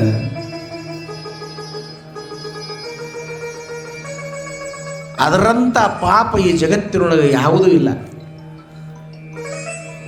ನಾ ಅನ್ನೋದನ್ನ ಪರಮಾತ್ಮನ ಮುಂದೆ, ನಾ ಅನ್ನೋದನ್ನ ಪರಶಿವ ಪರಮಾತ್ಮನ ಮುಂದೆ ಯಾರಾದರೂ ಏನಾದರೂ ಮನುಷ್ಯನೊಳಗೆ ಹೊಳೆದ್ರೆ ಸಾಕು, ನೀನು ಇಲ್ಲಿವರೆಗೆ ಮಾಡಿರ್ತಕ್ಕಂಥ ಎಲ್ಲ ಪುಣ್ಯ ಕರ್ಮಗಳು ಹೊಳ್ಯಾಗ ಹರ್ಕೊಂಡು ಹೋದಂಗೆ ಹೋಗ್ತಾವ. ಅದಕ್ಕೆ ನಾ ಅನ್ನಕ್ಕೆ ಹೋಗಬಾರ್ದು ಅನ್ನೋದು ಬಹಳ ಮನವರಿಕೆ ಮಾಡ್ಕೋಬೇಕು. ದಕ್ಷ ಬ್ರಹ್ಮ ಅಹಂಕಾರದೊಳಗೆ ನನ್ನ ದೊಡ್ಡ ಅಪಮಾನ ಆಯಿತು ಸಭೆಯೊಳಗೆ ಅಂತ ತಿಳ್ಕೊಂಡು ಆ ನಿಂತು ಹೋಗಿರ್ತಕ್ಕಂಥ ಹೋಮವನ್ನು ನಾನೇ ಯಾಕೆ ಮಾಡಬಾರ್ದು ಅಂತ ತಿಳ್ಕೊಂಡು ಅಹಂಕಾರದ ಭರದೊಳಗೆ ಏನು ಮಾಡ್ತಾನೆ, ಒಂದು ದೊಡ್ಡ ಯಜ್ಞವನ್ನು ಮಾಡಕ್ಕೆ ಯೋಜನೆ ಮಾಡ್ತಾನೆ. ಒಂದು ದೊಡ್ಡ ಯಜ್ಞವನ್ನು ಮಾಡಕ್ಕೆ ದಕ್ಷ ಪ್ರಜಾಪತಿ ಆಯೋಜನವನ್ನು ಮಾಡ್ತಾನೆ. ಆಯೋಜನವನ್ನು ಮಾಡಿ ಎಲ್ಲ ದೇವರುಗಳಿಗೆ ಆಮಂತ್ರಣ ಕೊಡ್ತಾನ, ಪರಶಿವ ಪರಮಾತ್ಮನಿಗೆ ಆಮಂತ್ರಣ ಕೊಡಂಗಿಲ್ಲ. ಯಾಕೆ ಹೇಳ್ರಿ? ತುಂಬಿದ ಸಭೆಯೊಳಗೆ ಅವನಿಂದ ಪರಶಿವ ಪರಮಾತ್ಮನಿಂದ ನನ್ನ ಅಪಮಾನ ಆಗ್ಯದಲ್ಲ, ಈಗ ನಾನೇ ಕುಂತ ಅವನ ಅಪಮಾನ ಮಾಡ್ತೀನಿ ಕರಿಲಾರ್ದೆ ಅಂತ ನಾವು ಕರಿಬಾರ್ದಂತ ತಿಳ್ಕೊಂಡು ಅವರಿಗೆ ಆಮಂತ್ರಣ ಕೊಡದೆ ಇವ ಒಂದು ದೊಡ್ಡ ಯಜ್ಞದ ಯೋಜನೆಯನ್ನು ಮಾಡ್ತಾನ. ಈ ನೀವು ನಿಮ್ಮ ಮನೆ ಕಾರ್ಯಕ್ರಮ ಇಟ್ಟರೆ ಯಾರಿಗೆ ಆಮಂತ್ರಣ ಕೊಟ್ಟರೆ ಯಾರಿಗೆ ಬಿಟ್ಟರೆ ಅನ್ನೋದು ಬರೋರಿಗೇನು ಗೊತ್ತಿರ್ತದೆ. ಬರೋರು ಬರ್ತಾರೆ. ಹಾಗೆ ಎಲ್ಲರೂ ಬರಾಕ್ ಶುರು ಮಾಡಿದ್ರು. ಎಲ್ಲರೂ ಬರೋದನ್ನ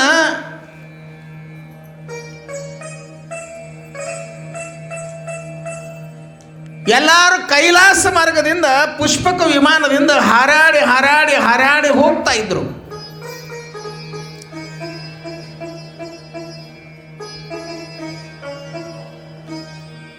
ಪರಶಿವ ಪರಮಾತ್ಮ ಮತ್ತು ಸತಿ ಒಂದು ದರ್ಶನದ ಬಗ್ಗೆ, ಒಂದು ದಾರ್ಶನಿಕ ವಿಚಾರದ ಬಗ್ಗೆ ಚಿಂತನೆಯನ್ನು ಮಾಡ್ಕೊಂತ ಕೂತಿರ್ತಾರೆ.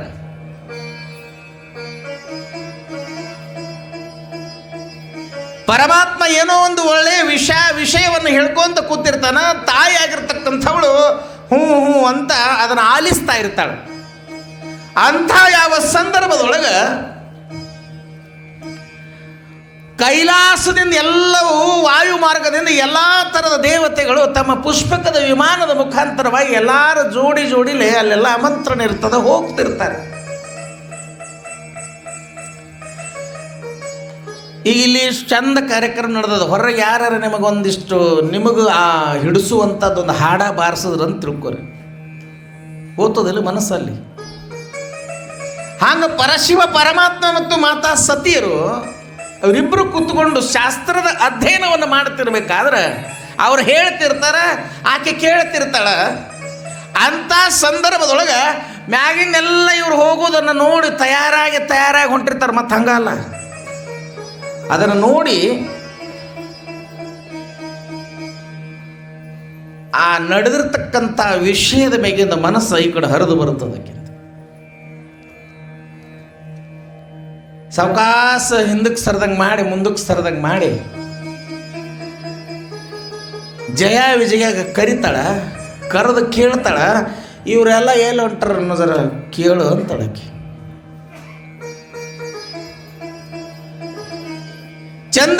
ಚಂದ್ರದೇವ ತನ್ನ ಪತ್ನಿಯ ಜೊತೆ, ರೋಹಿಣಿ ತನ್ನ ಪತ್ನಿಯ ಜೊತೆ ಬಹಳ ಸುಂದರವಾಗಿ ತಯಾರಾಗಿ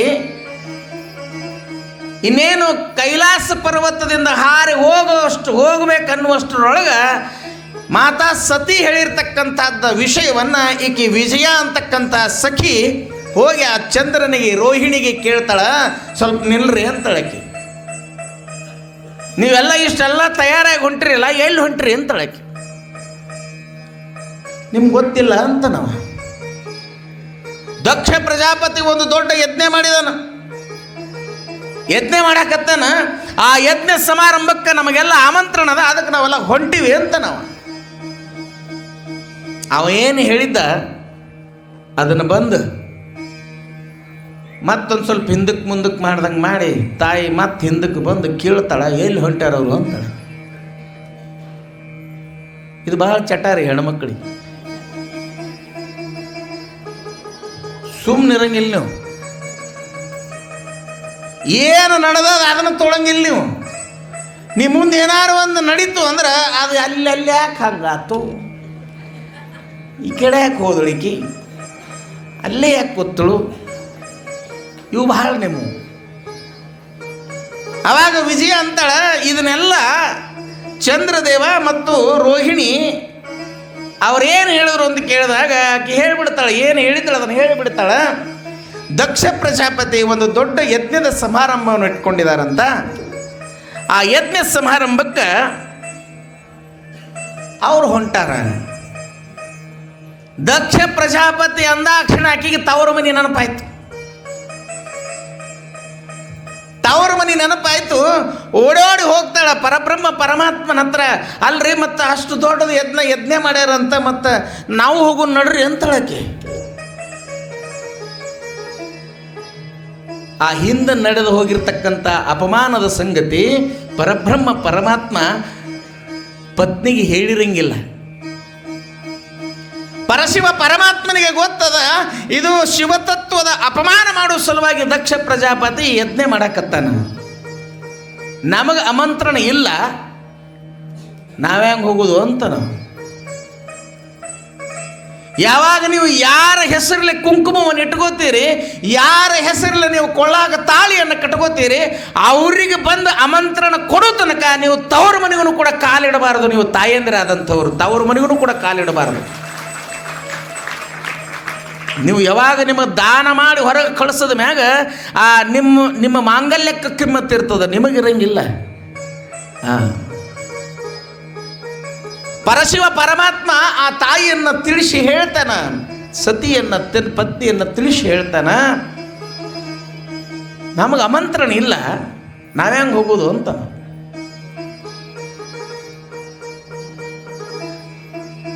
ಆ ತತ್ವದ ಬಗ್ಗೆ ಆಕೆ ಯೋಚನೆ ಮಾಡಂಗಿಲ್ಲ. ಆಕಿಗೆ ಏನು ತಲೆಯಾಗ ಅಂದ್ರೆ ತವರು ಮನೆ ಅಷ್ಟೇ ತಲೆಯಾಗ. ಆಕಿ ನಮ್ಮ ತಂದೆ ಇಷ್ಟು ದೊಡ್ಡದು ಯಜ್ಞ ಮಾಡಕತ್ತಾನ, ಇಷ್ಟು ದೊಡ್ಡದು ಯಾಗ ಮಾಡಕತ್ತಾನ, ಯಾಕೆ ಹೋಗಬಾರ್ದ್ರೆ ಎಂತಳಕ್ಕಿ. ಆಕೆಗೆ ಗೊತ್ತಾಗವಲ್ತು. ಒಬ್ಬಕ್ಕೆ ಹೆಣ್ಮಗಳು ತವ್ರ ಮನೆಗೆ ಹೊಂಟಿರ್ತಾಳೆ. ಭಾಳ ದಿವ್ಸಕ್ಕೆ ಆಕಿನ ಗಂಡ ಹೇಳ್ತಾನ, ಹೋಗಿ ಬಾ ಹೋಗು ಅಂತ ತಿಳ್ಕೊಂಡು ಒಂದೆರಡು ದಿವ್ಸ ಹೋಗಿ ಬಾ ಅಂತ ಹೇಳ್ತಾನ.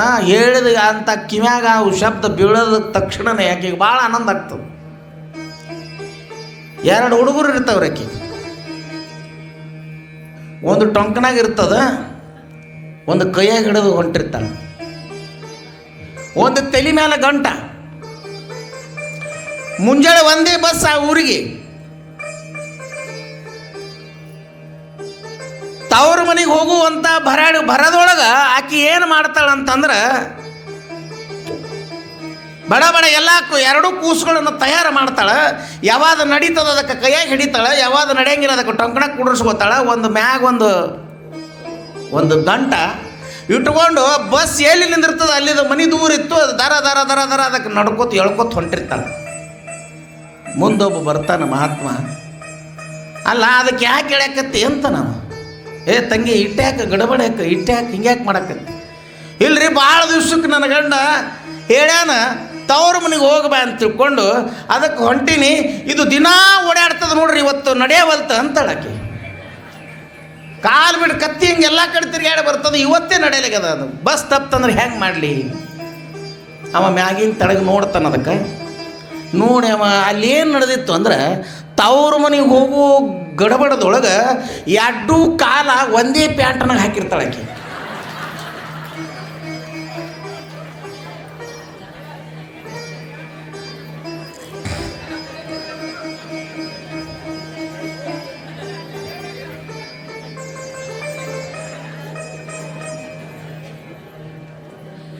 ಆ ಮುಂದಿನ ಮನುಷ್ಯ ಅಂತಾನ, ಅಲ್ಲ ತಂಗಿ ಅದಕ್ಕೆ ನೋಡಿದಾರ ನೀ ಅಡ್ಡು ಕಾಲು ಒಂದೇ ಪ್ಯಾಂಟನ್ನ ಹಾಕಿದಿ, ಅದರ ಕಾಲಲ್ಲಿ ಕಿಸಿಬೇಕು, ಅದು ತೆಗಿ.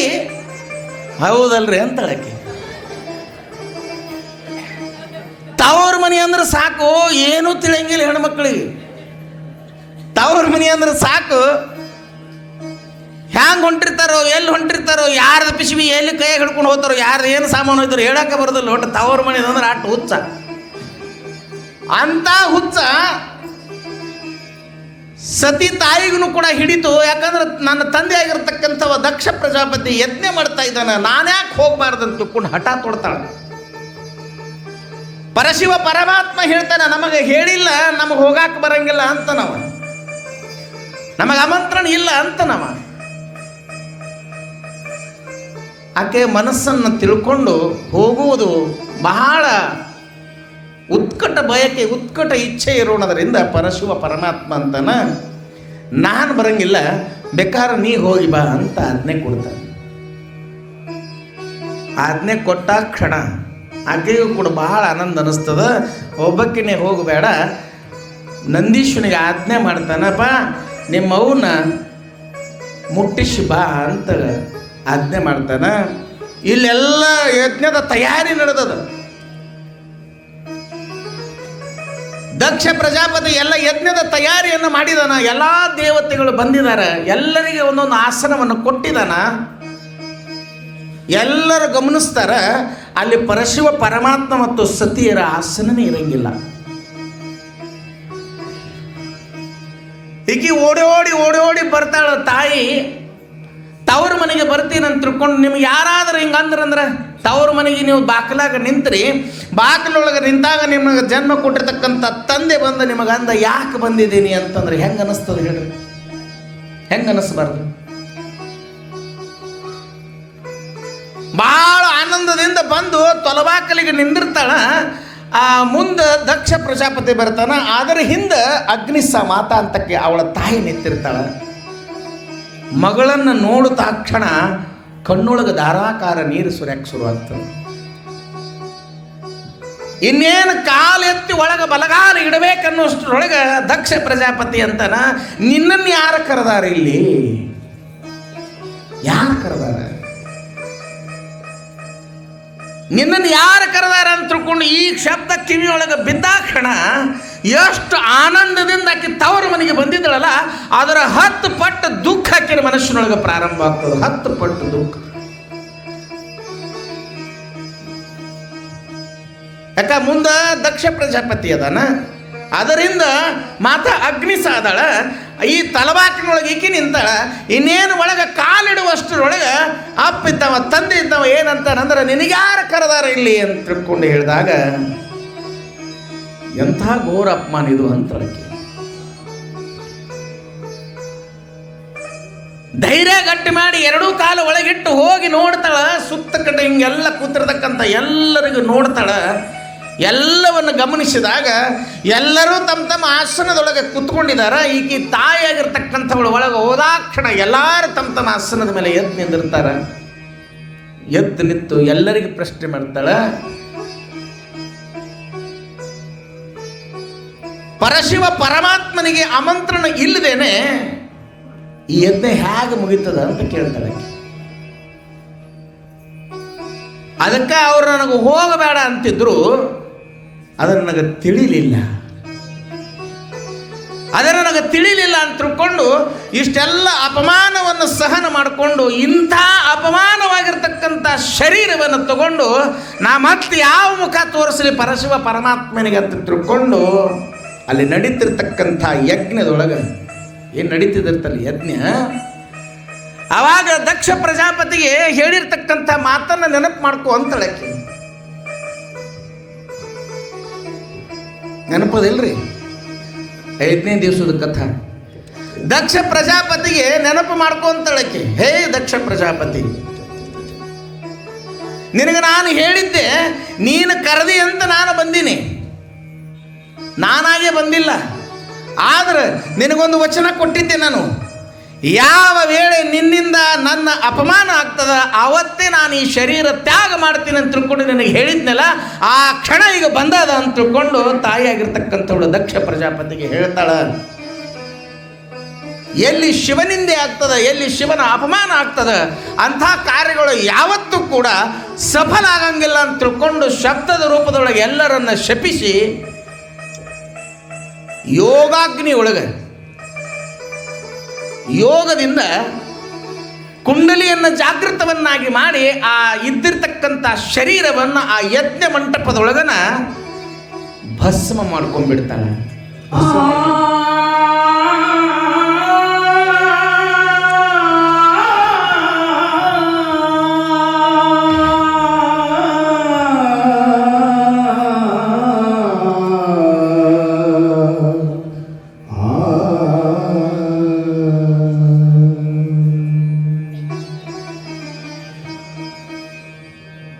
ಆ ನಡೆದಿರ್ತಕ್ಕಂಥ ಯಜ್ಞ ಮಂಟಪದೊಳಗೆ ಏನು ಮಾಡ್ತಾಳಂತ ತಿಳ್ಕೊಂಡು ಕೇಳಿದ್ರೆ, ಆ ಪವಿತ್ರವಾಗಿರ್ತಕ್ಕಂಥ ಸ್ಥಾನದೊಳಗೆ ಇಂಥ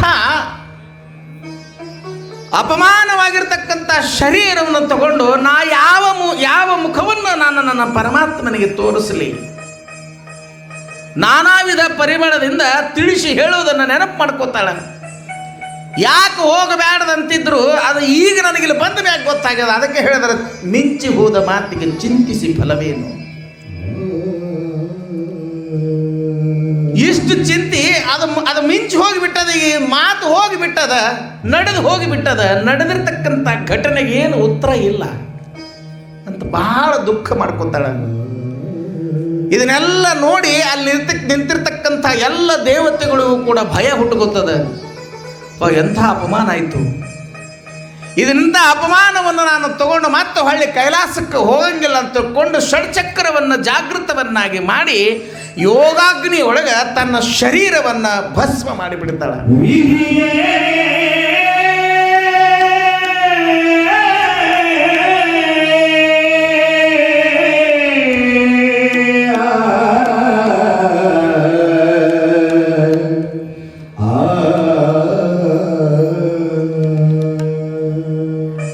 ಯೋಗಾಗ್ನಿ ಒಳಗೆ ಶರೀರವನ್ನು ಭಸ್ಮ ಮಾಡಿಕೊಂಡಾಗ ನಂದೀಶ್ವರನು ಕೂಡ ಗಡಗಡ ಗಡಗಡ ಅಂತ ನಡುಗುತ್ತಾನ. ಬಿಡಾಕ್ ಬಂದಿದ್ನಲ್ಲ, ನಡೆದಿರುವಂಥ ಘಟನೆಯನ್ನು ನೋಡ್ತಾನ. ದಕ್ಷ ಪ್ರಜಾಪತಿಗೆ ಏನೆಲ್ಲವನ್ನ ಅವನು ಹೇಳ್ತಾನ, ಘಟನೆನೇ ನಡೆದು ಹೋಗ್ತದ. ಆ ಯಾವ ಯೋಗಾಗ್ನಿ ಒಳಗೆ ಭಸ್ಮವಾಗಿರ್ತಕ್ಕಂಥ ಸತಿ ಮಾತೆಯ ಭಸ್ಮವನ್ನು ತೆಗೆದುಕೊಂಡು ಓಡೋಡಿ ಹೋಗ್ತಾನ. ಎಲ್ಲಿಲ್ಲದ ರಭಸದಿಂದ ದುಃಖವನ್ನು ಮನಸ್ಸಿನೊಳಗೆ ಇಟ್ಟುಕೊಂಡು ನನ್ನ ಮೇಲೆ ಏನು ಜವಾಬ್ದಾರಿಯನ್ನು ಹೊರಿಸಿದಿರಲ್ಲ, ಅಂಥ ಜವಾಬ್ದಾರಿಯನ್ನು ನಾನು ಪೂರ್ಣಗೊಳಿಸಲಿಲ್ಲ ಅಂತ ತಿಳ್ಕೊಂಡು ದುಃಖದಿಂದ ಅಲ್ಲಿ ಸುಟ್ಟಿರ್ತಕ್ಕಂಥ ಅಲ್ಲಿ ಭಸ್ಮವಾಗಿರ್ತಕ್ಕಂಥ ಸತಿ ಮಾತೆಯ ಭಸ್ಮವನ್ನು ತಗೊಂಡು ಓಡೋಡಿ ಹೋಗಿ ಕೈಲಾಸಕ್ಕೆ ಹೋಗಿ ಜೋರಾಗಿ ಢಿಕ್ಕಿ ಹೊಡಿತಾನೆ. ಕೈಲಾಸ ಪರ್ವತಕ್ಕೆ ಜೋರಾಗಿ ಢಿಕ್ಕಿಯನ್ನು ಹೊಡೆದಾಗ ಕೈಲಾಸ ಒಂದಿಷ್ಟು ಅಳಿಗಾಡ್ದಂಗೆ ಆಗ್ತದೆ. ಪರಮಾತ್ಮನ ಕೈಲಾಸ ಅಳಿಗಾಡ್ದಂಗೆ ಆಗ್ತದೆ. ದುಃಖದಿಂದ ಮತ್ತಿಷ್ಟು ಜೋರಾಗಿ ಹೋಗಿ ಪರಮಾತ್ಮನ ಚರಣಕ್ಕೆ ಸತಿ ಮಾತಾ ಈಗ ಇನ್ನಿಲ್ಲ ಈ ಜಗತ್ತಿನೊಳಗೆ, ಇನ್ನಿಲ್ಲ ಅಂತ ತಿಳ್ಕೊಂಡು ಈ ಬೂದಿ ರೂಪದೊಳಗೆ ನಿಮಗೆ ಪ್ರಸಾದ ತಂದಿನ ಅಂತ ತಿಳ್ಕೊಂಡು ಆ ಚರಣದೊಳಗೆ ಆ ಬೂದಿಯನ್ನು ಸಮರ್ಪಣೆ ಮಾಡ್ತಾನೆ. ನಡೆದಿರ್ತಕ್ಕಂಥ ಎಲ್ಲ ಘಟನೆಗಳನ್ನು ಹೇಳ್ತಾನ. ಆ ಕೇಳಿ ಇದೆಲ್ಲ ನಡೆದು ಹೋಗೋದಿತ್ತು, ಅವರಿಗೂ ಗೊತ್ತಿತ್ತು, ಇದನ್ನೆಲ್ಲ ನಡೆದಿತ್ತು ಅಂತ ತಿಳ್ಕೊಂಡು ಪರಮಾತ್ಮ ಜೋರಾಗಿ ಎದ್ದು ನಿಲ್ತಾನ. ಆ ಸತಿ ಮಾತೆಯ ಆ ಭಸ್ಮ ಚರಣಕ್ಕೆ ಬಿದ್ದಾಕ್ಷಣ ಎದ್ದು ನಿಂತು ಜಟೆಯನ್ನು ಅಲ್ಲಾಡಿಸಿ ವೀರಭದ್ರೇಶ್ವರ ಮಹಾರಾಜಗಿ ರೌದ್ರ ರೂಪವನ್ನು ತಾಳಿ ಭಗವಂತ ಏನು ಮಾಡ್ತಾನಂದ್ರೆ ಜಟೆಯನ್ನು ಅಲ್ಲಾಡಿಸ್ತಾನ. ಆ ಜಟಾದಿಂದ ವೀರಭದ್ರನ ಅವತಾರವಾಗತ್ತ. ಅದೇ ಯಡಿಯೂರ ವೀರಭದ್ರೇಶ್ವರ ಪರಶಿವ ಪರಮಾತ್ಮನ ಜಟೆಯಿಂದ ವೀರಭದ್ರನ ಅವತಾರ ಲಿಂಗ ರೂಪದೊಳಗೆ. ನೋಡ್ರಿ ಎಂಥ,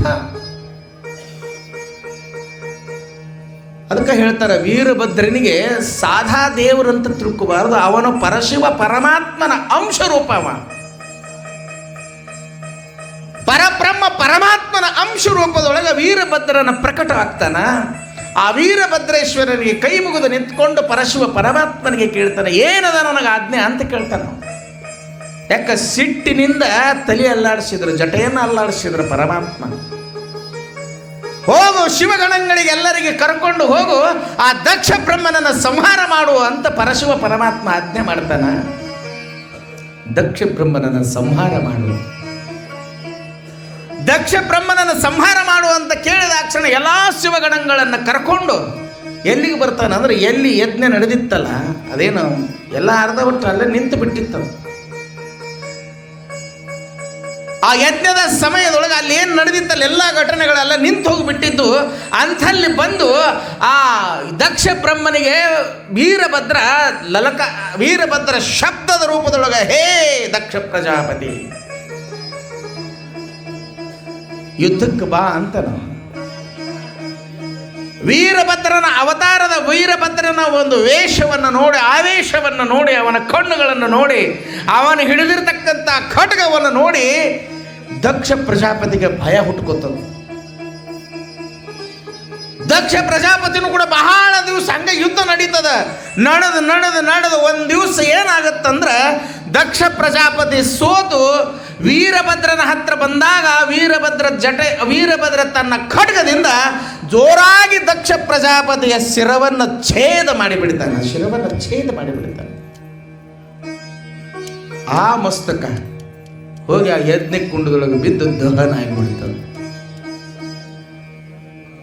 ಆವಾಗ ಬ್ರಹ್ಮ ವಿಷ್ಣು ಎಲ್ಲ ದೇವತೆಗಳು ಬಂದು ವೀರಭದ್ರನಿಗೆ ಪ್ರಾರ್ಥನೆ ಮಾಡ್ತಾರೆ, ಹೇ ವೀರಭದ್ರ ಶಾಂತನಾಗು.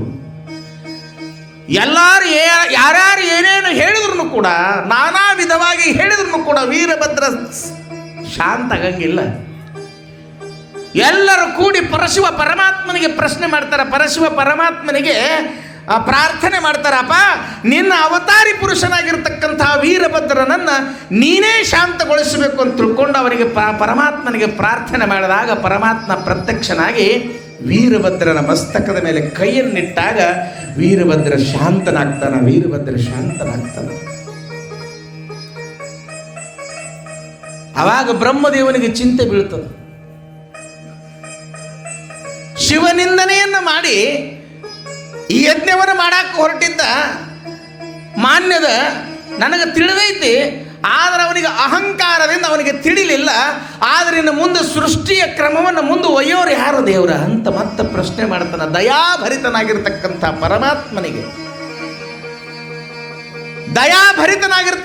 ಪರಮಾತ್ಮನಿಗೆ ಪ್ರಶ್ನೆ ಮಾಡ್ತಾನೆ.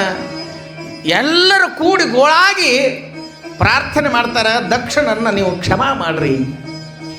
ನಿಮ್ಮಂಥ ದಯಾಭರಿತರಾಗಿರ್ತಕ್ಕಂಥ ದೇವಾದಿದೇವ ಮಹಾದೇವ ಪರಬ್ರಹ್ಮ ಪರಮಾತ್ಮ ಮತ್ತಾರೂ ಇಲ್ಲ, ನೀವೇ ಅವನನ್ನು ಕ್ಷಮಾ ಮಾಡಬೇಕು ಅಂತ ತಿಳ್ಕೊಂಡು ಕ್ಷಮಾಯಾಚನೆಯನ್ನು ಮಾಡ್ತಾರೆ. ಅವನ ಮಸ್ತಕ್ಕಂತೂ ಹೋಗಿಬಿಟ್ಟದ, ಶರೀರ ಮಾತ್ರ ಅಲ್ಲಿ ಬಿದ್ದದ. ಆವಾಗ ಪರಶಿವ ಪರಮಾತ್ಮ ವಿಷ್ಣು ಪರಮಾತ್ಮನಿಗೆ ಒಂದು ಆಜ್ಞೆ ಮಾಡ್ತಾನೆ, ದಕ್ಷಿಣ ದಿಶೆಗೆ ಹೋಗು, ಯಾವ ಪ್ರಾಣಿ ಮೊದಲು ನಿನಗೆ ಕಾಣಿಸ್ತದ ಆ ಪ್ರಾಣಿಯ ಮಸ್ತಕವನ್ನು ತಂದು ಅದಕ್ಕೆ ಸ್ಪರ್ಶಿಸು, ದಕ್ಷ ಬ್ರಹ್ಮನಿಗೆ ಜೀವದಾನ ಆಗ್ತದ ಅಂತ ಪರಶಿವ ಪರಮಾತ್ಮ ಹೇಳ್ತಾನೆ.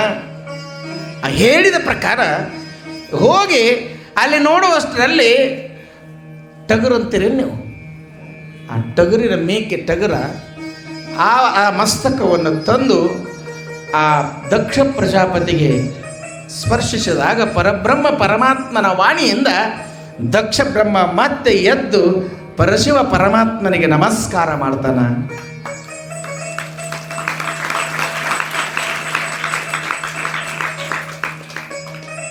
ಮತ್ತೆ ವೀರಭದ್ರನಿಗೂ ಕೂಡ ನಮಸ್ಕರಿಸ್ತಾನ. ಆವಾಗ ಪರಶಿವ ಪರಮಾತ್ಮ ಹೇಳ್ತಾನ, ನೋಡು ಇಂದಿನಿಂದ ನಿನಗೊಂದು ಶಾಪದ ಅಂತ ಹೇಳ್ತಾನ. ಇಂದಿನಿಂದ ನಿನಗೊಂದು ಶಾಪ. ಎಂಥ ಶಾಪ ಅಂದ್ರೆ, ನೀನು ಅಹಂಕಾರ ಮಾಡಿದ್ದಕ್ಕೆ ನನ್ನ ಅವತಾರಿ ಪುರುಷನಾಗಿರ್ತಕ್ಕಂಥ ವೀರಭದ್ರನ ದ್ವಾರಪಾಲಕನಾಗಿ ನೀನು ಜೀವನ ಪರ್ಯಂತರವಾಗಿ ನೀನು ಅವನ ದ್ವಾರಪಾಲಕದ ಸೇವೆಯನ್ನು ಮಾಡಬೇಕಂತ ತಿಳ್ಕೊಂಡು ದಕ್ಷ ಪ್ರಜಾಪತಿಗೆ ಆಜ್ಞೆ ಮಾಡ್ತಾನೆ. ಈಗಲಾದರೂ ನೀವು ನೋಡಿರ್ಬೋದು, ಹೇಮಾಡಪಂಥಿ ಮಂದಿರದ ಚೌಕಟ್ಟಿನೊಳಗೆ ಒಂದು ಮನುಷ್ಯ ನಿಂತಿರ್ತದೆ, ಕೈ ಜೋಡಿಸ್ಕೊಂಡು ಇಕ್ಕೊಡೊಂದು ಅದಕ್ಕೆ ಮೇಕೆ ತಲೆ ಇರ್ತದೆ. ಅವ ಯಾರು? ದಕ್ಷ ಪ್ರಜಾಪತಿ. ಆಯ್ತು ಅಂತ ತಿಳ್ಕೊಂಡು ಶಿವನ ಆಜ್ಞೆ ನನ್ನ ಜೀವನದೊಳಗೆ ಇನ್ನೆಂದೂ ನಾನು ಉಲ್ಲಂಘಿಸಂಗಿಲ್ಲ, ಆಮೇಲೆ ನಾನೆಂದೂ ಕೂಡ ಶಿವನಿಂದನೆಯನ್ನು ಮಾಡಂಗಿಲ್ಲ ಅಂತ ತಿಳ್ಕೊಂಡು ವಚನ ಕೊಟ್ಟು ಮತ್ತೆ ಪರಶಿವ ಪರಮಾತ್ಮನಿಗೆ ಆಮಂತ್ರಣವನ್ನು ಕೊಟ್ಟು ಮತ್ತೆಲ್ಲ ದೇವರನ್ನು ಕರೆದುಕೊಂಡು ಮತ್ತೆ ಯಜ್ಞ ಪ್ರಾರಂಭ ಮಾಡಿ ಯಜ್ಞಕ್ಕೆ ಪೂರ್ಣಾವತಿ ಕೊಟ್ಟು ಪರಶಿವ ಪರಮಾತ್ಮ ಮಂಗಳವಾಗಲಿ ಅಂತ ತಿಳ್ಕೊಂಡು ಎಲ್ಲರಿಗೂ ಆಶೀರ್ವಾದವನ್ನು ಮಾಡಿ ಅವ ಮತ್ತೆಲ್ಲಿ ಹೋಗ್ತಾನಂದ್ರೆ ಮೊದಲು ಹ್ಯಾಂಗೆ ಒಬ್ಬನೇ ಕುಂತಿದ್ದ ಮತ್ತೆ ಹೋಗಿ ಒಬ್ಬನ ಕೈಲಾಸದೊಳಗೆ ಹೋಗಿ ಮತ್ತೆ ಧ್ಯಾನ ಮಗ್ನನಾಗಿ ಕೂತ್ಕೊಂಡ. ನಮ ಪಾರ್ವತಿ ಪದೇ ಶಿವ ಹರ ಹರ ಹರ. दक्ष प्रजापती यज्ञ करू गेला, दक्ष प्रजापती यज्ञ करू गेला, शिरच्छेद झाला तयाचा की, शिरच्छेद झाला तयाचा की, चंडादी सद्भक्त वधून पितर, चंडादी सद्भक्त वधूनी पितर, पावले सत्वर मोक्ष पदा.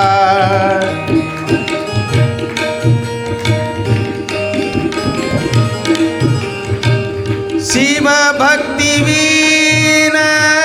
केले जे सत्कर्म, शिव भक्ती विन केले जे सत्कर्म, तरी ते दुष्कर्म होय पहा, तरी ते दुष्कर्म होय पहा.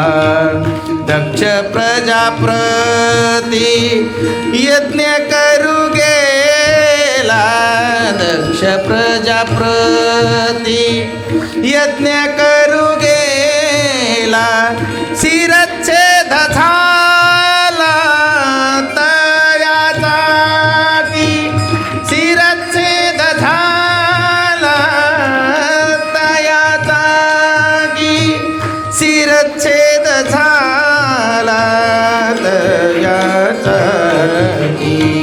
दक्ष प्रजापती यज्ञ करू गेला, दक्ष प्रजापती यज्ञ करू गेला, दक्ष प्रजापती यज्ञ करू गेला.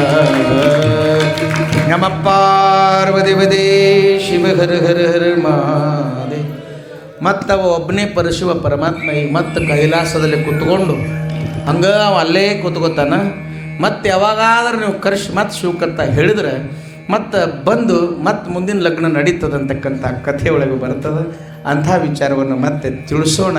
ಸನ್ನಿದೇವರು ನನಗೆ ಅವಕಾಶ ಮಾಡಿಕೊಟ್ಟಿದ್ದಕ್ಕೆ ತುಂಬ ತುಂಬ ನಿಮ್ಮೆಲ್ಲ ಗ್ರಾಮಸ್ಥರು ಮತ್ತು ಸನ್ನಿದೇವ್ರ ಕೃಪಾ ನಮ್ಮ ಮೇಲೆ ಇರಲಿ ಅಂತಕ್ಕಂಥ ಮಾತನ್ನು, ಮತ್ತು ಇಲ್ಲಿ 7 ದಿವಸನೊಳಗೆ ನನ್ನ ವಾಣಿಯಿಂದ ಏನಾದರೂ ತಪ್ಪುಗಳು ನಡೆದು ಹೋಗಿದ್ರೆ ಅವು ವಾಣಿ ನಮಗೆ ಹೊಳ್ಳಿ ಕೊಡ್ರಿ. ನಮ್ಮ ಕಡೆ ಒಂದು ನದಿ ಹರಿತದಾರಾಗ ಹರಿದು ಬಿಡ್ತೀವಿ. ನಮ್ಮ ವಾಣಿಯಿಂದ ಏನಾದರೂ ಒಂದೆರಡು ಚಲೋ ಮಾತುಗಳು ಹೋಗಿದ್ರೆ ಅವು ಸನ್ನಿದೇವರ ಅಮೃತ ವಾಣಿ ಅಂತ ತಿಳ್ಕೊಂಡು ತಾವೆಲ್ಲರೂ ಮನೆಗೆ ತೊಗೊಂಡು ಹೋಗಬೇಕು ಅಂತ ತಿಳ್ಕೊಂಡು ಮಾತನ್ನು ತಿಳಿಸಿ 2 ಮಾತುಗಳಿಗೆ ವಿರಾಮವನ್ನು ಪಡ್ತೇವೆ. ಓಂ ಶಾಂತಿ ಶಾಂತಿ.